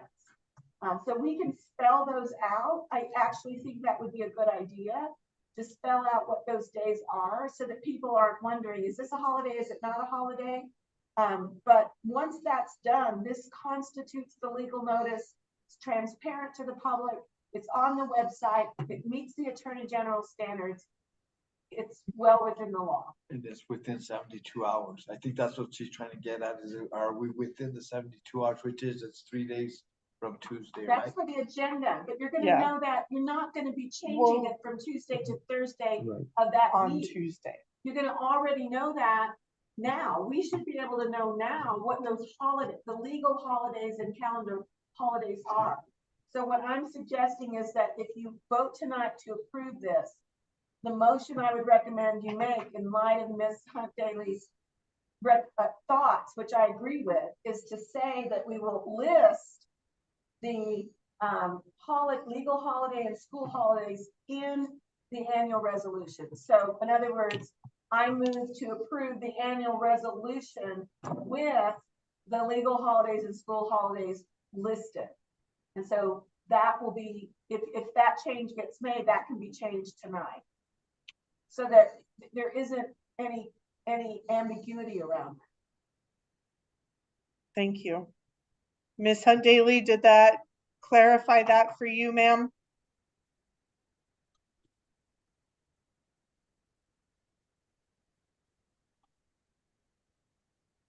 Sorry, I was muted. Yes, that clarifies it, but what happens, ma'am, if say you guys have a power outage or we have a power outage at central office and we have to cancel the meeting? Then you have to give We're gonna 10, if it's a regular meeting, you have to give 10, we haven't gotten to that part yet. Okay, But if you cancel a meeting and reschedule it, and it's a regular meeting, what you're gonna see in here is consistent with the Attorney General. If it's a regular meeting, you're gonna give 10 days notice. If it's a special meeting, you're gonna give 3 days notice. That's what the Attorney General guidance says, and that's what's in here. But that's a rescheduling. That's something that's not already in here. If it's not a Tuesday or a third Tuesday or first and third Tuesday of the month, or if it's not the subsequent Thursday because of a holiday, like today's a special meeting. You all did 3 days notice and always the 72-hour agenda. That's always the law unless it's an emergency meeting. So again, I really want to assure you that what's in here is the law and the Attorney General's guidance on every one of these things.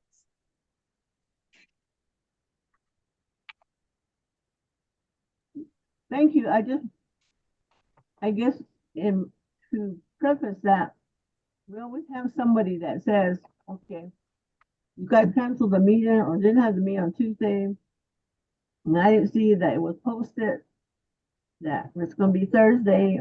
So I'm just trying to gear myself up to answer those many questions I get every time we cancel a meeting. Right, and that's what we're trying to clean up so that people aren't wondering anymore, is to put all of it in the resolution, which is where it belongs. Make sure that there isn't any question on the part of administration about what it means. I'm here to answer any questions the board has. And again, these aren't made up standards, they're Attorney General standards. So this should, going forward, be your one-stop shop marching instructions for what happens if something has to be canceled. I will tell you, tonight's a great example. I'm so glad we didn't have to cancel in the middle, but with this new law having to do with streaming, unless the PED makes some sort of exception because of all the problems people are having, you all are probably going to face some cancellations because there's going to be interruptions in streaming. It's just, the technology is what it is. The storm illustrated it tonight. Thank you. So would you like me to go on to paragraph 2? Yes, please. So paragraph 2 hits the rules for regular meetings.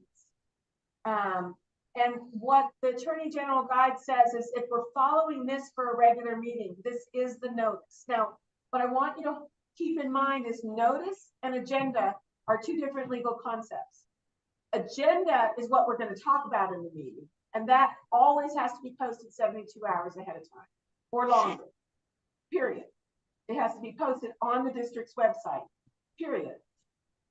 Notice, if everything you're doing is in this document, then the Attorney General says that's your notice. You don't have to do more than that right before the meeting. You can, some districts do anyway, they're still putting it on, the website. Your agenda basically becomes sort of the new clarification. For the PSAs, this essentially is the PSA for every regular meeting we have. That falls on this schedule, so that's date, time, location. If you change location, you You don't have have notice. 10 days. Right, if it's a regular meeting. If you change date, you've got 10 days if it's a regular meeting. If you change time, 10 days if it's a regular meeting. If it's a special meeting, 3 days. But it's always that, because you don't have special meetings built in. Thank you. I have another question because of what happened with the post in this meeting. If you notice on our website, it said, the July 25th meeting, PSA, and then as you go down the list, it has on there June 11th, the day of the meeting. And I had, Ms. Hunt Daly, that was a technical issue that lasted about 10 minutes due to a glitch with Miss Sandoval being in Albuquerque, not here at central office. And that June 11th PSA was actually taken off within about 10 minutes of it going up for this meeting. So that was clarified, and you can see on our webpage that had been cleared up. But you are correct, that did go up, and it was up for about 10 minutes and was immediately removed as quickly as possible by Miss Sandoval because we weren't on the district, I don't know what you call it, server or whatever, when that initially was being posted.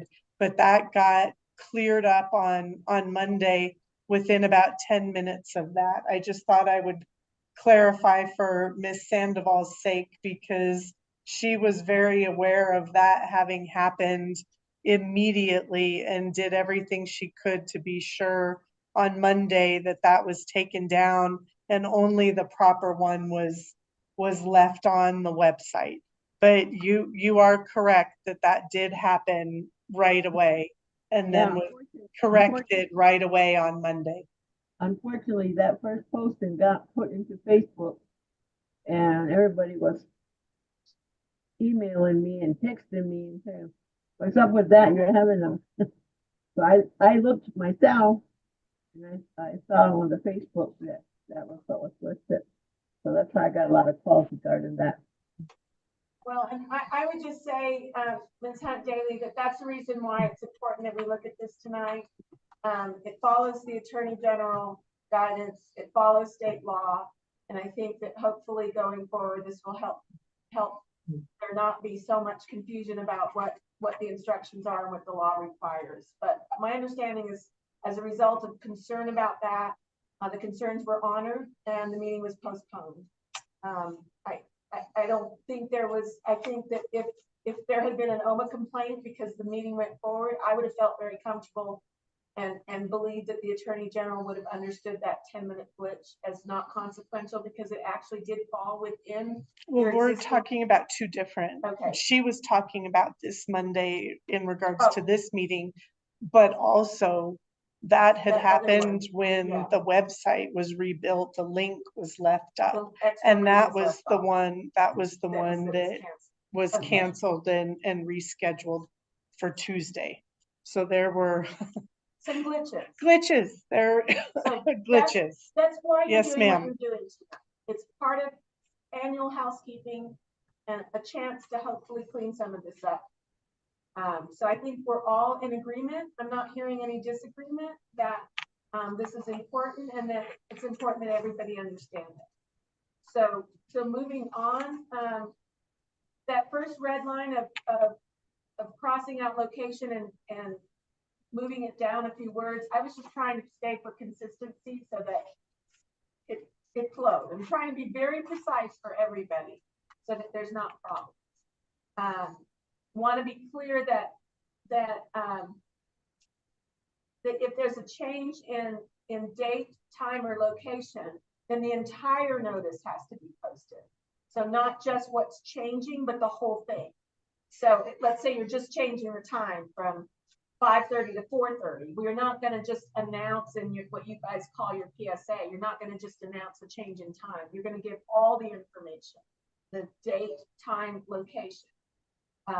And if it's a regular meeting, that new notice is gonna be 10 days. Now, you could legally do a shorter notice. I'll tell you that. The law allows you to decide that tonight. If you didn't want it to be 10 days and you wanted it to be 8 or 6, you could do that. But what I'm hearing from all of you tonight is that you want to have a good, sound legal standard that protects public and public participation. And the Attorney General has said in the Attorney General's guide that the Attorney General thinks 10 days is fair. So that's why 10 days is in.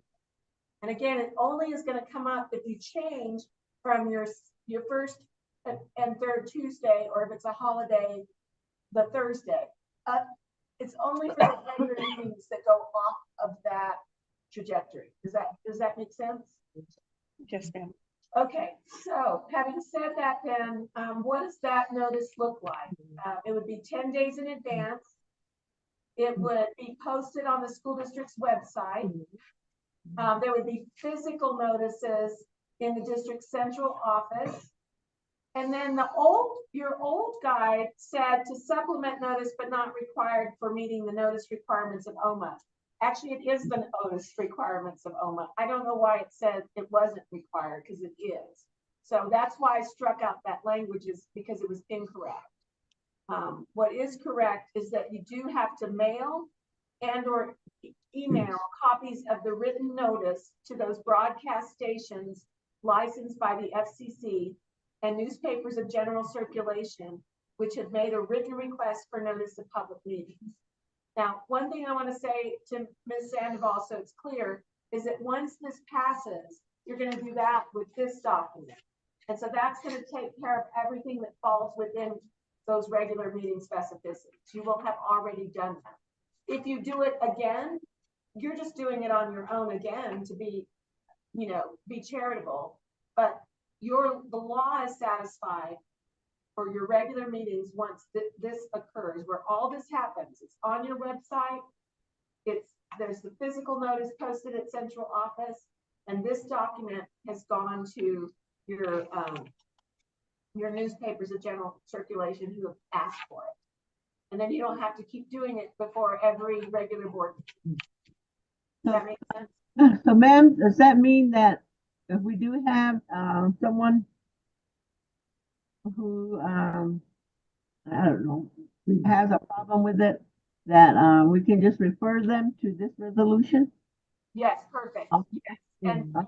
And why I love that, Ms. Hunt Daly, and that's what I was trying to stress on the changes in the policy, is that I want you all, because I think it will minimize potential for confusion and conflict, is have it a one-stop shop. And so that's why I'm also stressing to the administration, this needs to be prominently posted all year long.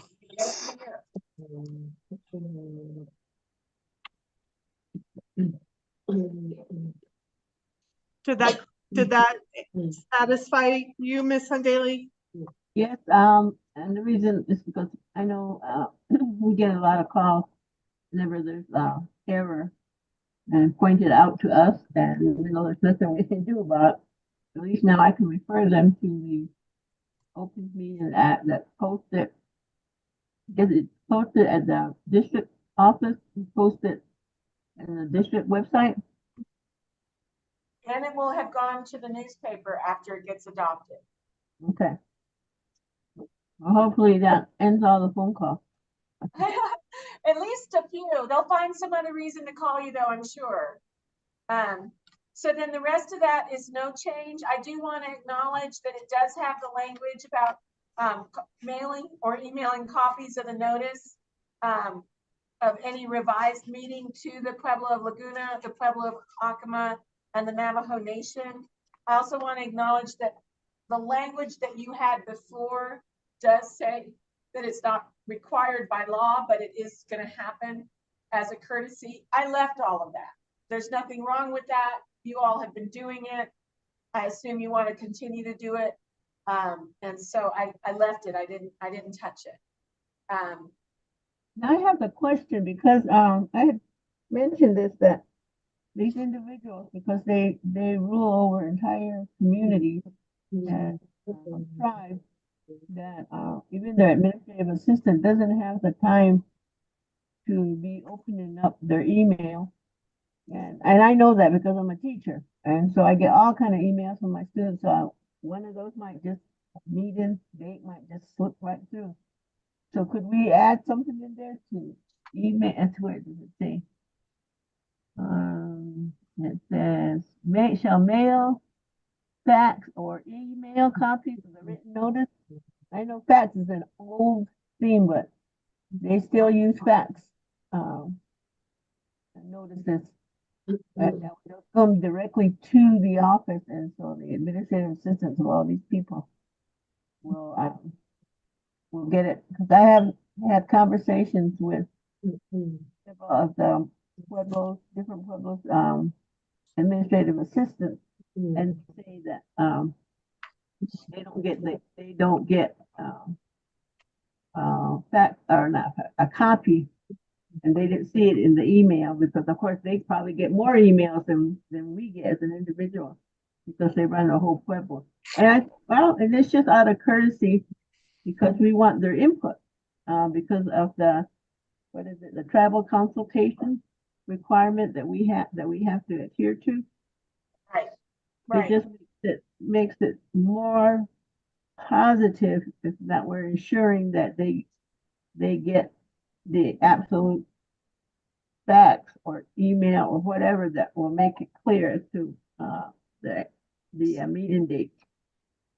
Right. So I mean, I think what I understand you to be saying is that a fax would actually be a more effective form of notification to them than email would, because emails get buried. So again, none of this is a legal requirement under OMA. So if you think that's more effective, then certainly I don't have any problems with changing email to fax, shall mail and or fax copies. I don't want to say mail because sometimes mail's not fast enough, but fax is fast. So if you want to remove email and say shall mail and or fax. I was just asking literally, do we even still have fax machines? Usually fax machines now run through email, but you can, do we have a fax machine? We do, but I used to send them via fax, and they were always come back rejected. Yeah, I don't know if you can hear that, Ms. Hunt Daly, but Ms. Sandoval is saying that when she used to fax them, they were declining them. Well, I'm just trying to think of a way to satisfy the different Pueblo offices and Navajo Nation offices because they're constantly complaining that they don't get it in time, or they don't actually get notices. And Well, again, once it's this posted. OMA resolution becomes the notice for the year. So when that's sent to them, they know what the schedule is for the year for your regular meetings. This only becomes an issue when there's a change. But I think, if we could add fax and say or, so if you've got time to mail it and it goes through by mail, great. If it goes through by fax and is rejected, email is still, do you want email as an option or do you want to take it completely out? That's, I guess, the question. Madam President, Yes, Dr. Guy. there's a sentence above there. It says, in addition, you see that? In addition to supplement notice, do you notice? Yes, sir. 3 lines above the highlighted red. Yes, sir. Why are we saying, I'm confused as to the purpose of saying to supplement notice. When we had deleted it from a sentence above that said to supplement notice. Right. Why do we include it here? we can take out the phrase in addition, because you're right, it probably, I took it to mean it's still, that whole sentence is in addition, because it's not legally required, but you're right, it probably originally referenced the sentence above, and that sentence above is not an in addition, it is not a supplement, it's legally required. So if you like, we can take out in addition, that might be more clear. If you think that these efforts are only creating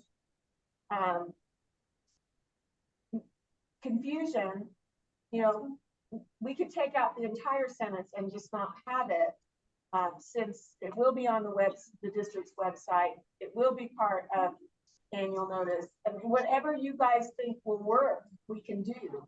I'm just trying to understand, because I hear that there's a lot of Okay, feelings. what I'd like to propose is to delete the following.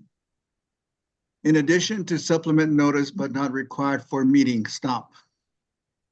And then allow the sentence to remain as is. But it's not required by OMA. It's not required by OMA. And I didn't write that sentence, but it's. I understand. I understand what you're saying. It's just that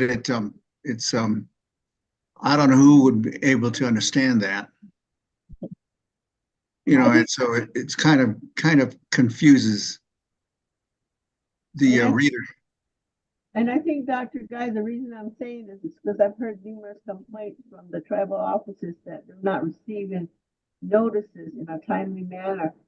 And because of tribal consultation regulations with CAD, we can at least say, well, we emailed you or we faxed you notices of the meeting, and we provided you we actually have a schedule of our regular board meeting, right? So Well, we do all that, at least that they can't complain that they were not notified. What I'm saying is that it would make, to me, it's more clear if we just start the sentence saying the notice requirement of the Open Meetings Act.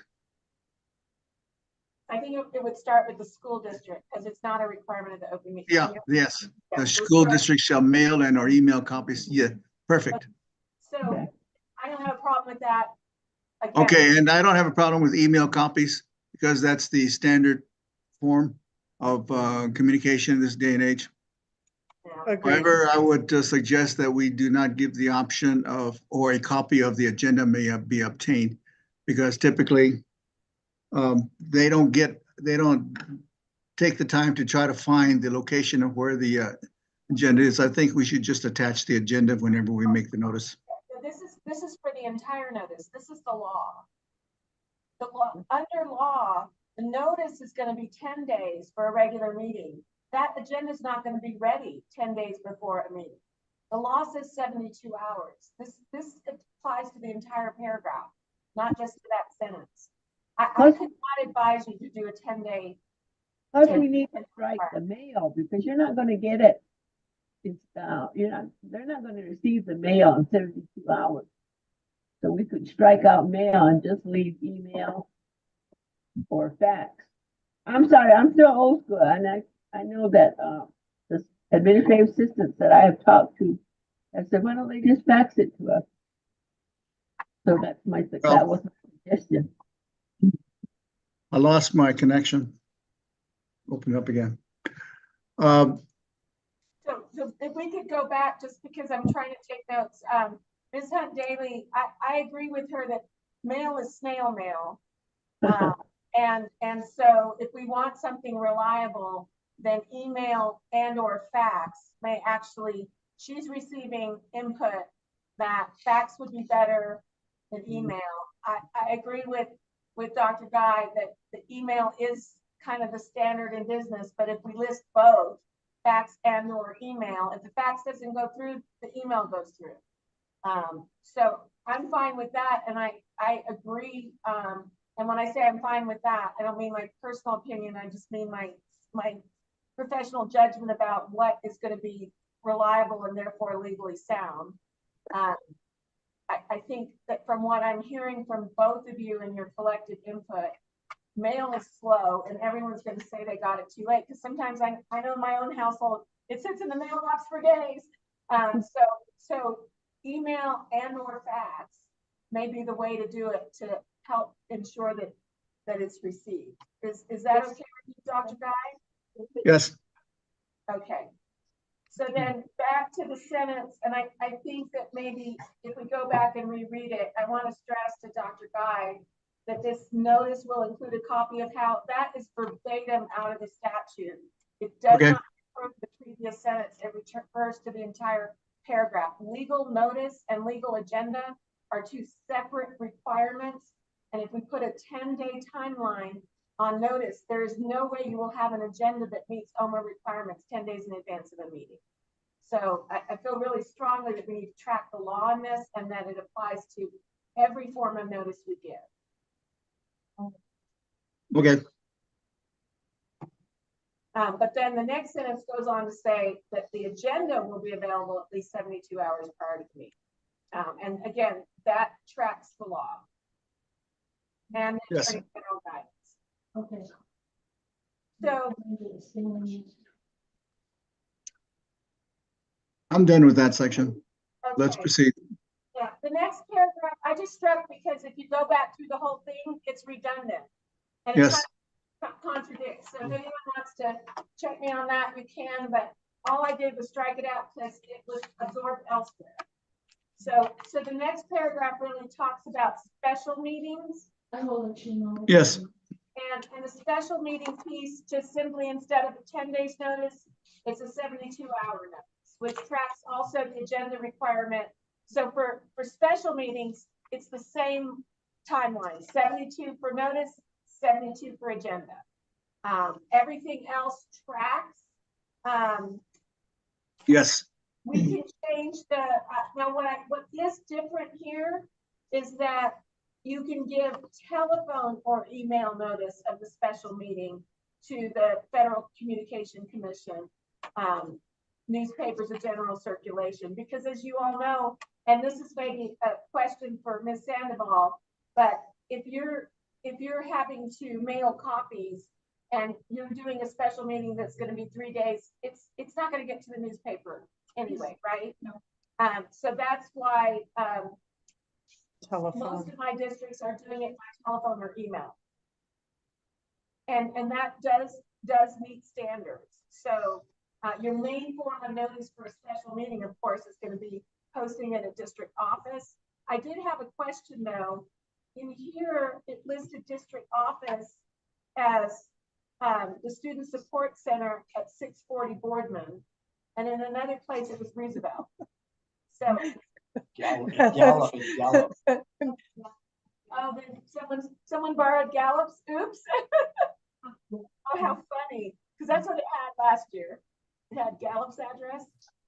Yeah, that's right. Yeah, that was just a typo. Someone borrowed Gallup's. Okay, that clears that up. So I fixed that and put it at Roosevelt. And other than that, I think it's pretty straightforward. What we certainly can do though is when we get to the part about the Pueblos and the Navajo Nation, is we'll track the same language we talked about in the prior paragraph. Or fax. Yeah, it will be email or fax. Is that Fine. cool? So we're striking all of number 3? No, just the first half. Oh, okay. Mine shows all Oh, of them. no, she's looking down here. This is all, Sorry, the old number 3. Yes, you're right. The new number 3, the emergency meetings paragraph. That just tracks the law, folks. There's nothing in there that isn't tracking the law. So if anyone has any questions about it, it tracks the law in the guide. And then, yes, you're right, Ms. Daly, I apologize for that. Yeah, that's all struck only because it appears elsewhere. It's just addressed elsewhere. I was trying to streamline it. So if it's said in another paragraph, it's not said again. So we start that 3rd with special meeting shall be called by the board president or majority of the members of the board. So we start that. Yeah, and that tracks the Attorney General's guide. If you go to the guide, they have a model notice and a model annual notice, and I use the same language about the majority. They say the majority of the public body, so I just use that language. Okay. And it is elsewhere, it's just, it was repeated down there, so I got rid of it.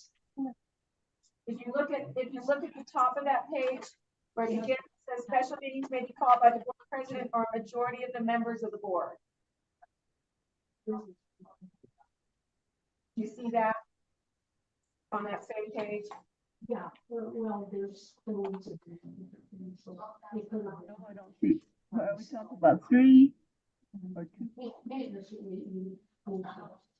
Where were you again, Ms. Gallegos? So I'm just pointing out that this time that I think she was wanting to make sure that the language about for president or majority of the board, even though it's struck in that paragraph 3, that it's in here. So I was pointing out that it's the very first sentence at the top of that page, the first sentence that's not struck. Gotcha. Oh, And I then- see. In section 4 and 5. Yeah, it's hard to track changes because they start messing with the numbers, but. Right, but you have it as 4-5. We need to actually put our district's phone numbers in there. These are Gallup's Okay. numbers, and you didn't know. Yeah, this You was the didn't know. Gallup. Yes, And I didn't check the Gallup, I just So, knew that the yes. street address wasn't right. Okay. right. So we Well, need what you to can do- address what those you as can well. do the motion is to approve the resolution as, with the changes, the resolution as proposed, with the changes discussed in open session. So the motion will be, I move to approve, the draft changes presented,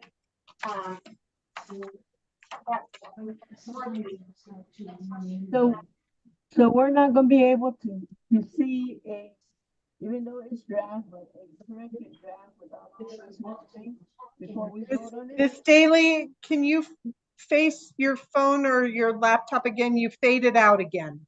Okay, Couldn't so hear you. I'm asking you, so we're not going to get the opportunity to view the actual draft that we will be approving? Or we're just going to approve this marked up, draft?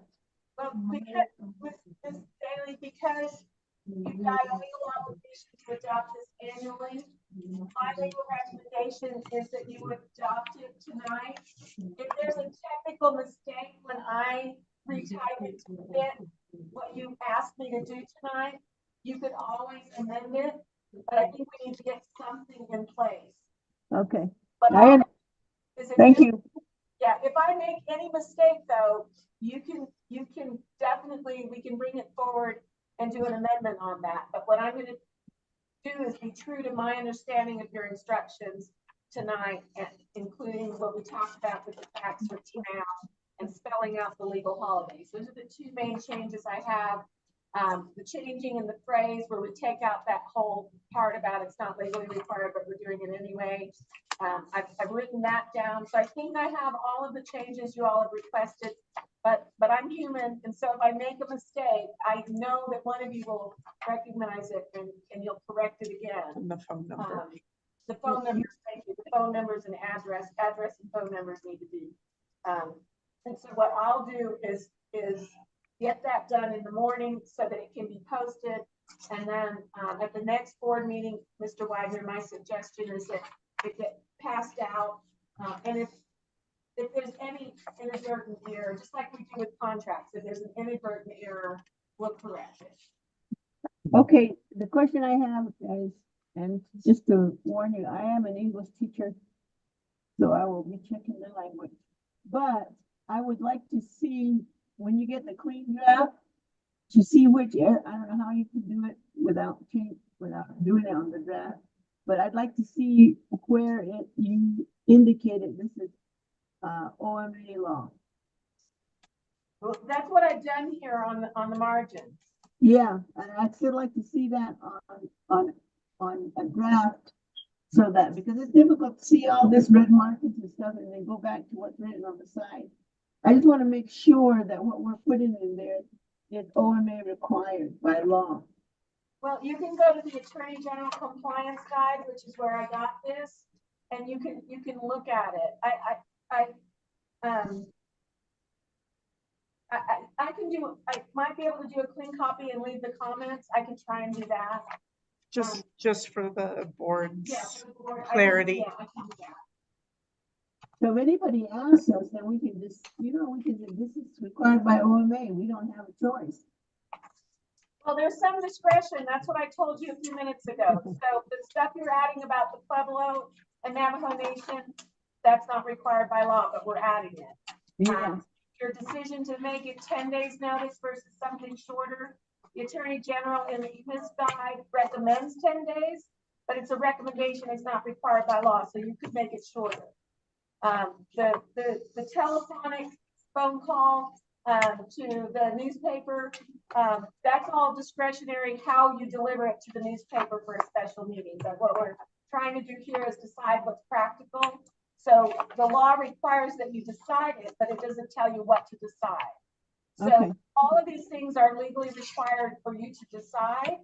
And where the Attorney General has set a model, if you go to the Attorney General Compliance Guide, which is on the Attorney General's website for open meetings, in that compliance guide, there's a part that says, here's an example of a notice that meets our standards.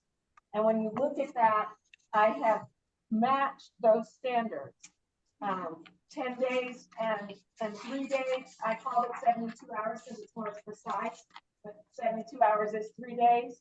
I matched those standards. But if you were to say to me today, 10 days is too many, it's too hard, we're having a hard time doing it, can we make it 8 days? I would tell you, yes, the law allows you to make that decision, but I'm trying to give you the standard that the Attorney General, we know up front, he says is an acceptable standard. Okay, so, what is the OMA website address that I can reference? So I always cheat. I just go into my Google and I just Type in I OMA? type in New Mexico Attorney General Open Meetings Act Compliance Guide and it comes up. Okay, how long is it? It's pretty long, but you can word search it. And I think every board member should be reading it. So I strongly recommend that if you've not read it before, that you read it. And it is. But it's Well, I read it the first year I was in office and I kind of forgotten along the way. yeah. So it has in the guide a sample annual resolution, and that's what I have tried to track. I've also tried to honor what you've done before, as long as it was consistent with that. So what you're seeing is a blend of what you did before, changed by what I think the guide standards where you deviated from those standards.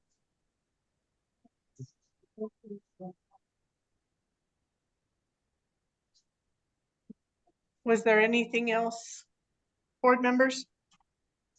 Proceed. So I think that's really it. There was a paragraph at the very bottom, and it had to do with minutes and IPRA. IPRA is a separate law.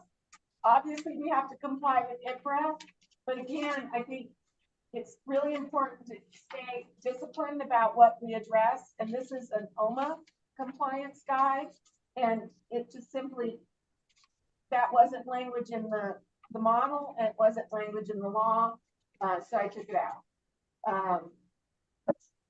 And I think the rest,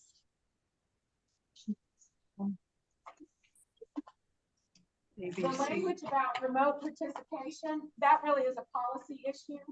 I assume that it's in your policies. I can check. If it's not, it should be. But again, it's not part of what the law says is supposed to be included in your OMA resolution. And that's paragraph 6. And so that's why I struck it. Trying to streamline things so that they don't trip you up. You put something in here and then your policy says something different, and there's going to be a misunderstanding because you violated your OMA resolution, but you followed your policy, or you followed your policy, but you end up with a problem. So I'm just really trying hard to advise you in a way that meets the legal standards and prevents problems going forward. So does, paragraph 6, does that address us being able to Zoom in, or? Like it says telephone conference call, are there similar communication equipment included by virtual means? We don't need to have that in there, we just know it's accepted, it's accepted. Well, if your policy allows it, and I think it does, if you follow NMSBA policies, NMSBA policy does, but it's not the law for OMA, it's not addressed in there. And it's not part of what OMA requires you address in your annual resolution. It's not part of your annual resolution under OMA, so I took it out. But let me look up right now what your policy says, because it should address it, and I feel pretty sure It does. it does. I just don't know which number it is. Let me look.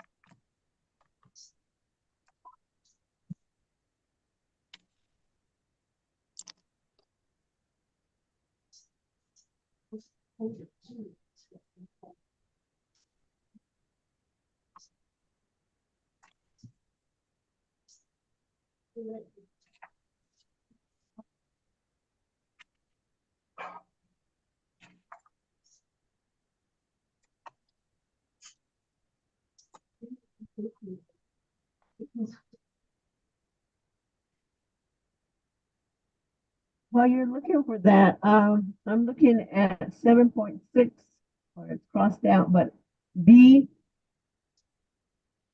does that apply to executive sessions?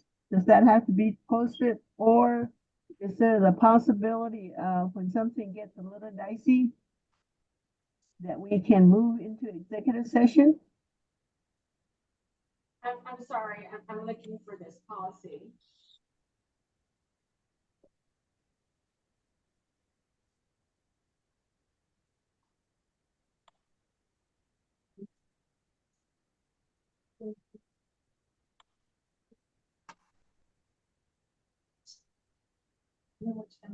I'm looking also.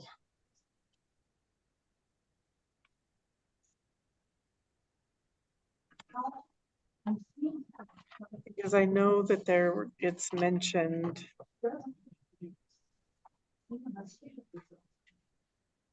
Because of when COVID was happening, Well, COVID, they waived the requirement. but there was a policy that used to state that the board could participate via virtual. I thought so too.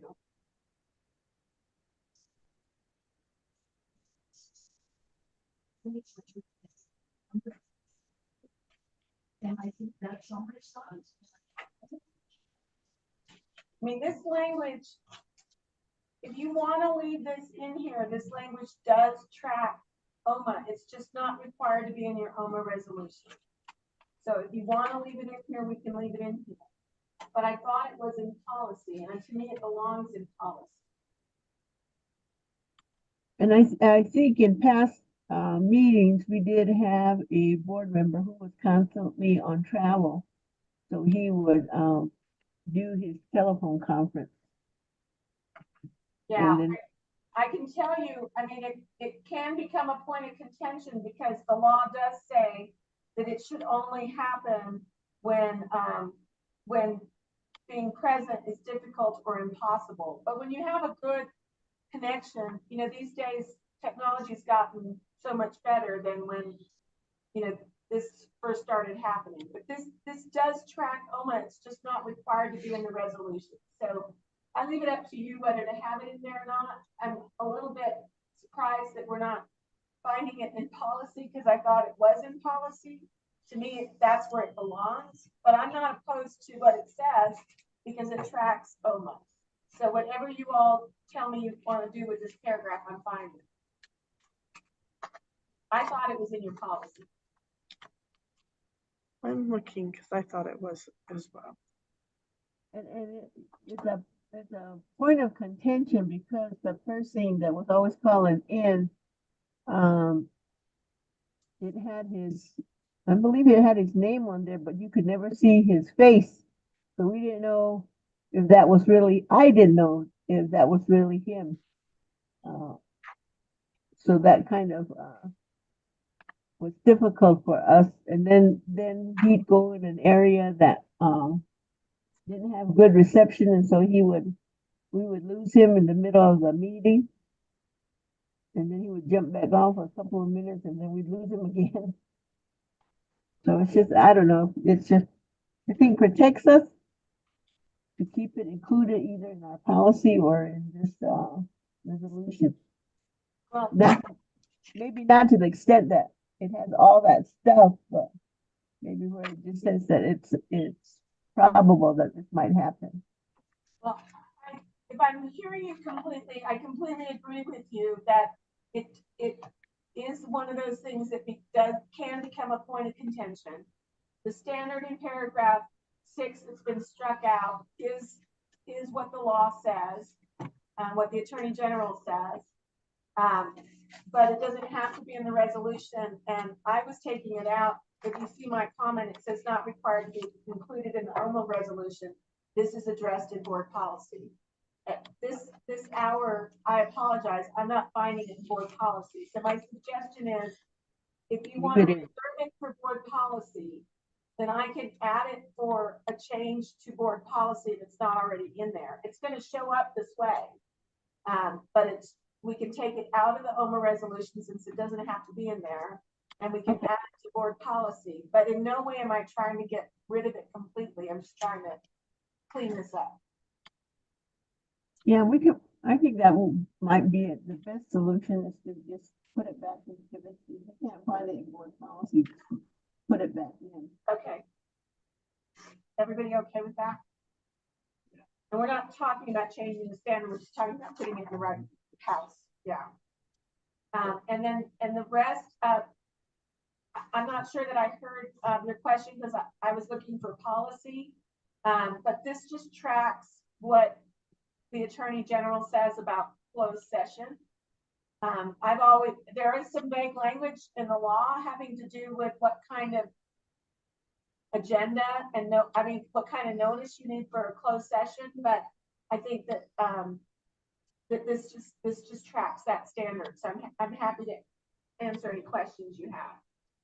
I guess, ma'am, the question I had was, if during the course of the meeting, things get a little bit dicey or confidential,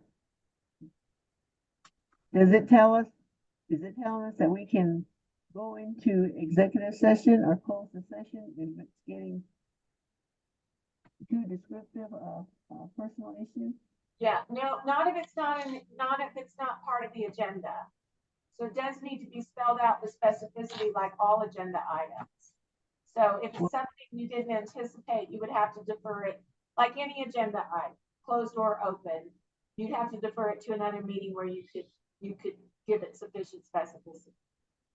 But we could move into executive session on the. No, not if that executive session, including the reasons for going in, aren't already on the agenda. I see. That wouldn't be sufficiently transparent to the public, even though they're not allowed to go in there. They need to know that is what you were going to be doing.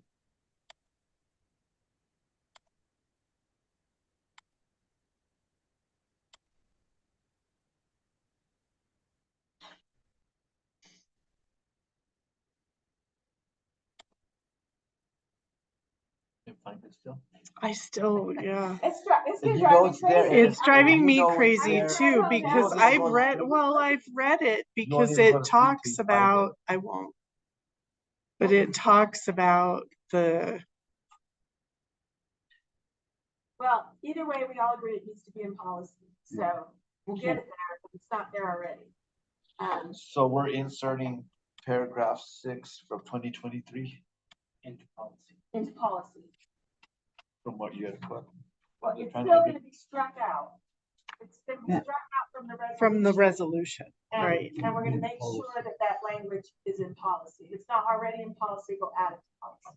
What section would you put it under? I'm assuming think that's our problem, is we're not finding it right now. I need to see, if it's not in your policy, I'll see which policy other boards have it in, because I know that when I've done board training, I've cited to it. So if it's somehow missing in your board policy, I'll check NMSBA's lettering system to see where they have it for another district, and we'll add it to your policy. But I want to follow, and since you're in NMSBA service, I want to see where they generally put it. And we'll put it in that one, but it'll be in section B. Section B is the section having to do with boards and board meetings. Okay, thank you. So we don't even have to mention paragraph 6. Right, it's gonna It's go just right it's here, gonna- but yeah. we're gonna make sure that it gets added, and since we're gonna be doing second readings of those others, it may even be that belongs in one of the ones we're already doing a reading on, so we may be able to take care of it at the next meeting. Yep, I'll make sure that we follow up with that. thank you.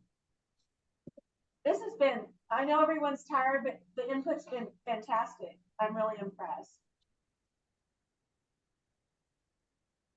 So I think I know my marching orders. I will be diligent in honoring what I understand you have instructed me to do if this motion passes.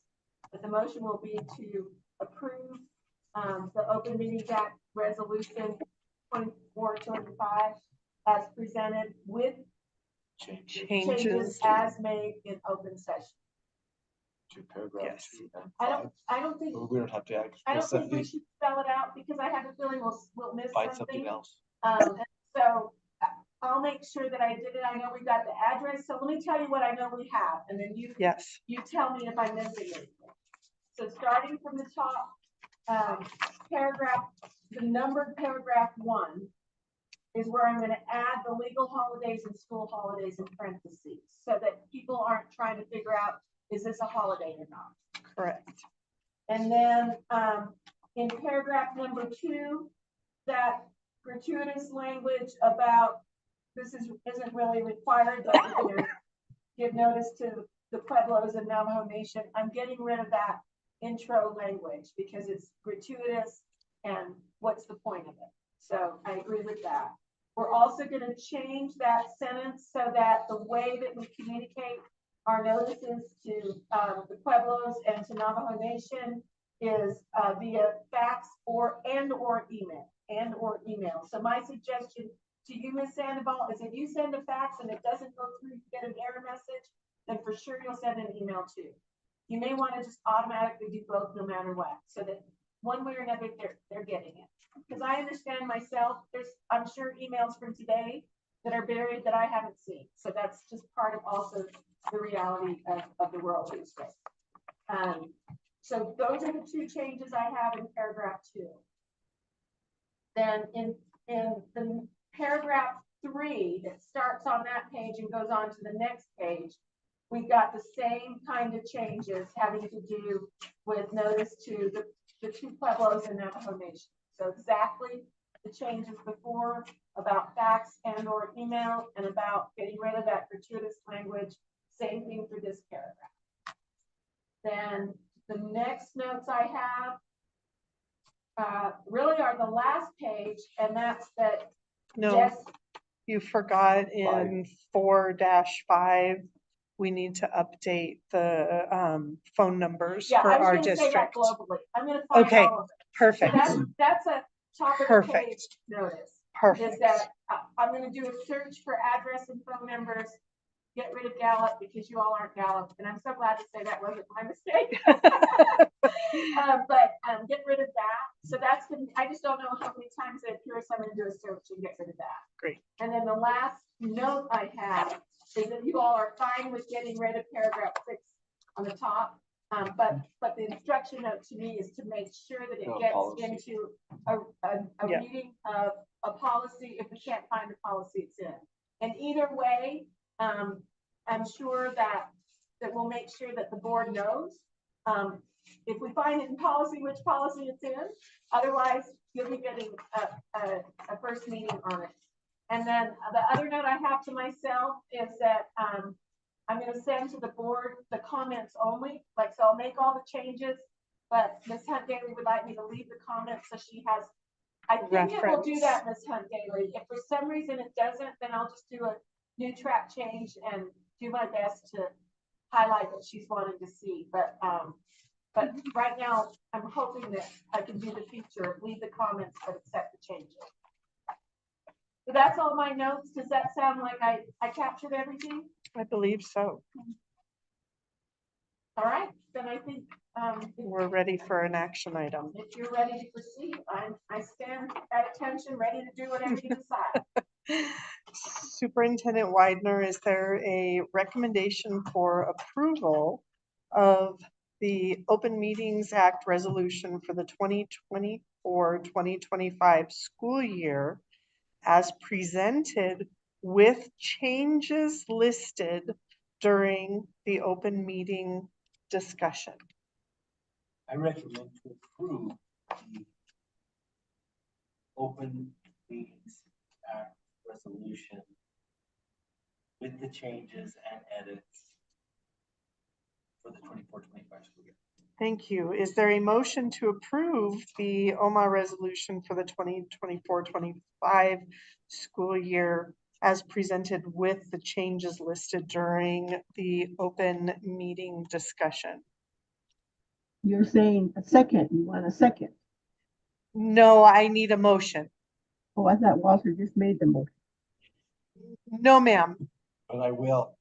So Walter just made a motion. So may I have a second, please? Mr. Ortiz seconded. It has been moved by Mr. Jaramillo and seconded by Mr. Ortiz to approve the Open Meetings Act resolution for the 2024-2025 school year as presented with changes listed during the open meeting discussion. Is there any further discussion?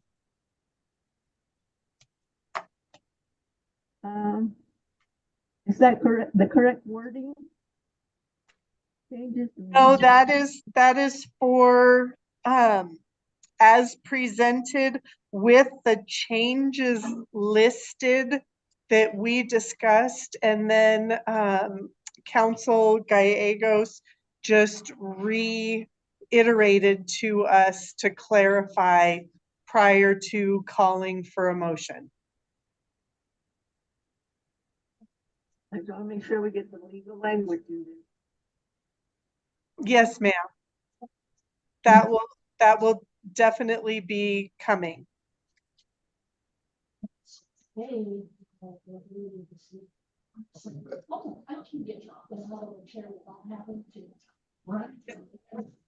Is there any further discussion?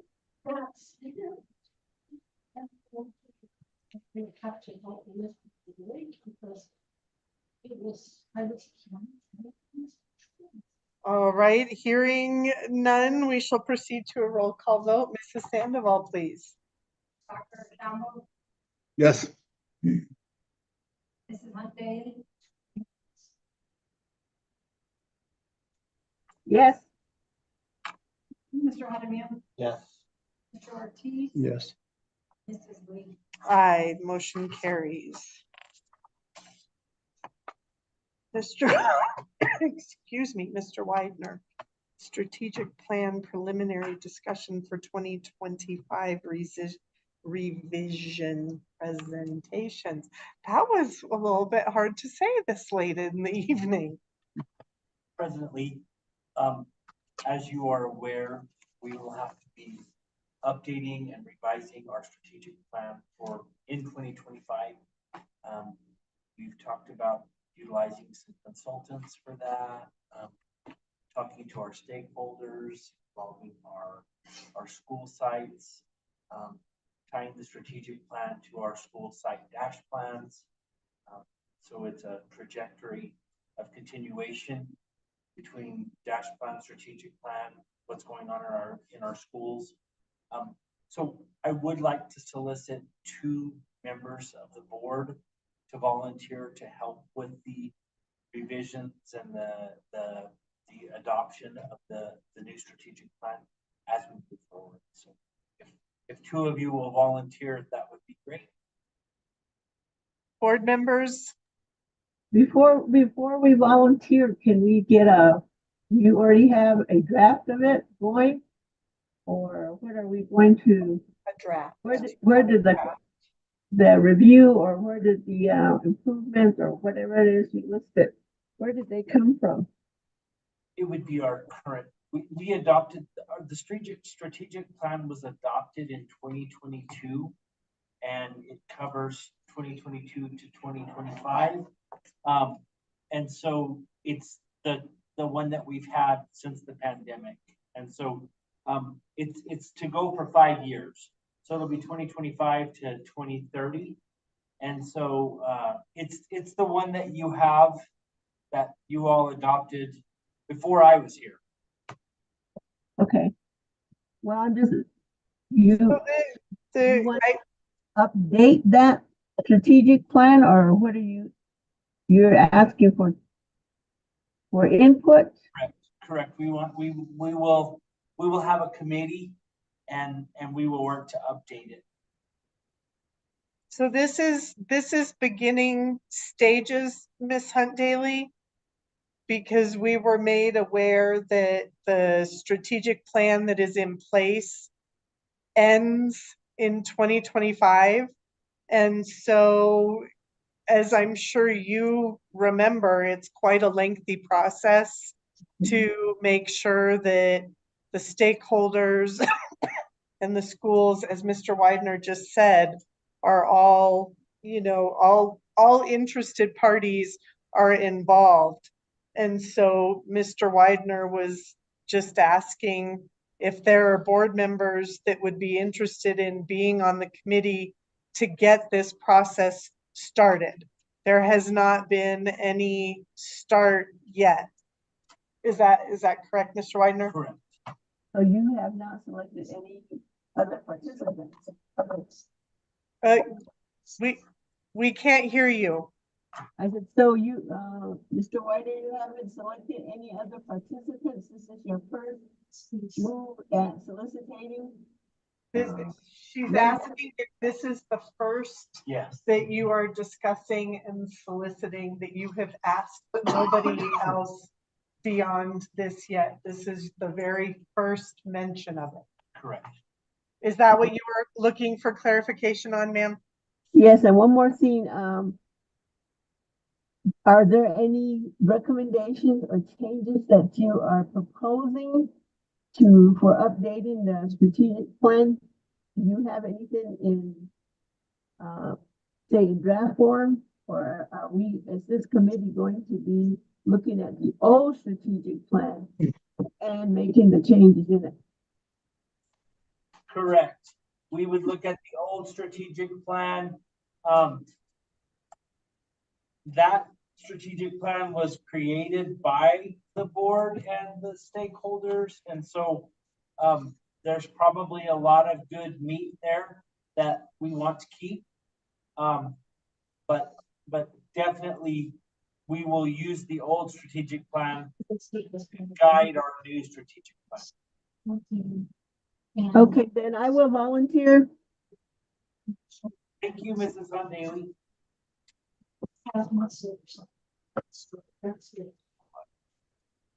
Wonderful. And Mr. Jaramillo will join you. He's very interested in that, he just said. Thank you both. Madam President, Yes, sir. it's nice that we can have committees. However, there has to be more extended discussion with the board at a subsequent meeting. And Yes. I don't want to have a committee preempt a more productive engagement by the board as to what it is that we're trying to do. And so, and the committee, when we create, there's all different processes for creating strategic plans, but let's not preempt the board from being able to participate, because if you got 2 board members, then that's good. However, there has to be much more constructive interactions of the board with respect to creating goals, needs, processes, and we need to make sure that we are fully engaged with that. So while this discussion is basically just creating a committee, I think we need to spend more time on just elaborating more on what this is going to mean, and outline a timeframe, et cetera. So, Agreed, sir. This so was just, let's schedule one in the couple of weeks from now. absolutely, sir. This was just to see the starting out and the interest, by the board in being able to participate. What I would Certainly not limiting, Yeah. certainly not limiting. What I would suggest is that the board create a sense of the board, what it is that it thinks should be done. And then that's going to be critical. Thank you. Yes, sir. Thank you for your comments, sir. Other I'm board comments? going to leave now because I have ways to go yet. Yes, sir. Thank you for being here, sir. Okay, thank you very much. Good night. Good night. What time is it? 9:32. President Lee, I recommend that we adjourn. Understood. Thank you, Mr. Widener, for making that recommendation for us. Is there a motion to adjourn the meeting? Mrs. Lee, just maybe you satisfy Dr. Guy that this committee, it's not approving anything. It's not saying that. Agreed. That we might report occasionally to the board as to what we've discussed or what we've come up with. And so that way the full board, it is the full board's strategic plan. Yes. And so we would like to just maybe make a supplementary report every now and then to ensure that we're moving along in the strategic plan in the way the whole board sees it. Yes, ma'am. I wholeheartedly agree with that because this was simply making the board aware that it was something that needs to happen over, the next several months and even during the school year. And I appreciate your points on clarifying, clarifying that involvement. Yeah, Thank you. there are certain things that are subject to board approval, and I think the strategic plan is one of those because Absolutely. it is our board plan, and if any one of you disagrees with our discussion, then we have to take that back to the committee and make sure that the needs are being met as the full board sees it. Because this will take a vote of the full board. This isn't something that we can decide in a committee. It has to come before the full board. Yes, Okay, ma'am. Thank you. Oh, And yes, ma'am. Thank you. So I move to adjourn. thank you. I appreciate that. And may I have a second? Second. Thank you. It has been moved by Ms. Hunt Daly and seconded by Mr. Ortiz to adjourn our meeting. Mrs. Sandoval, roll call, please. Mrs. Hunt Bailey, Yes. Mr. Javier, Yes. Mr. Ortiz. Yes. Mrs. Lee. Aye, motion carries. The board adjourned at 9:35 p.m. Thank you all very much for your attendance this evening. And thank you to I didn't get Mrs. Gallegos, yes. Thank you all. Thank you.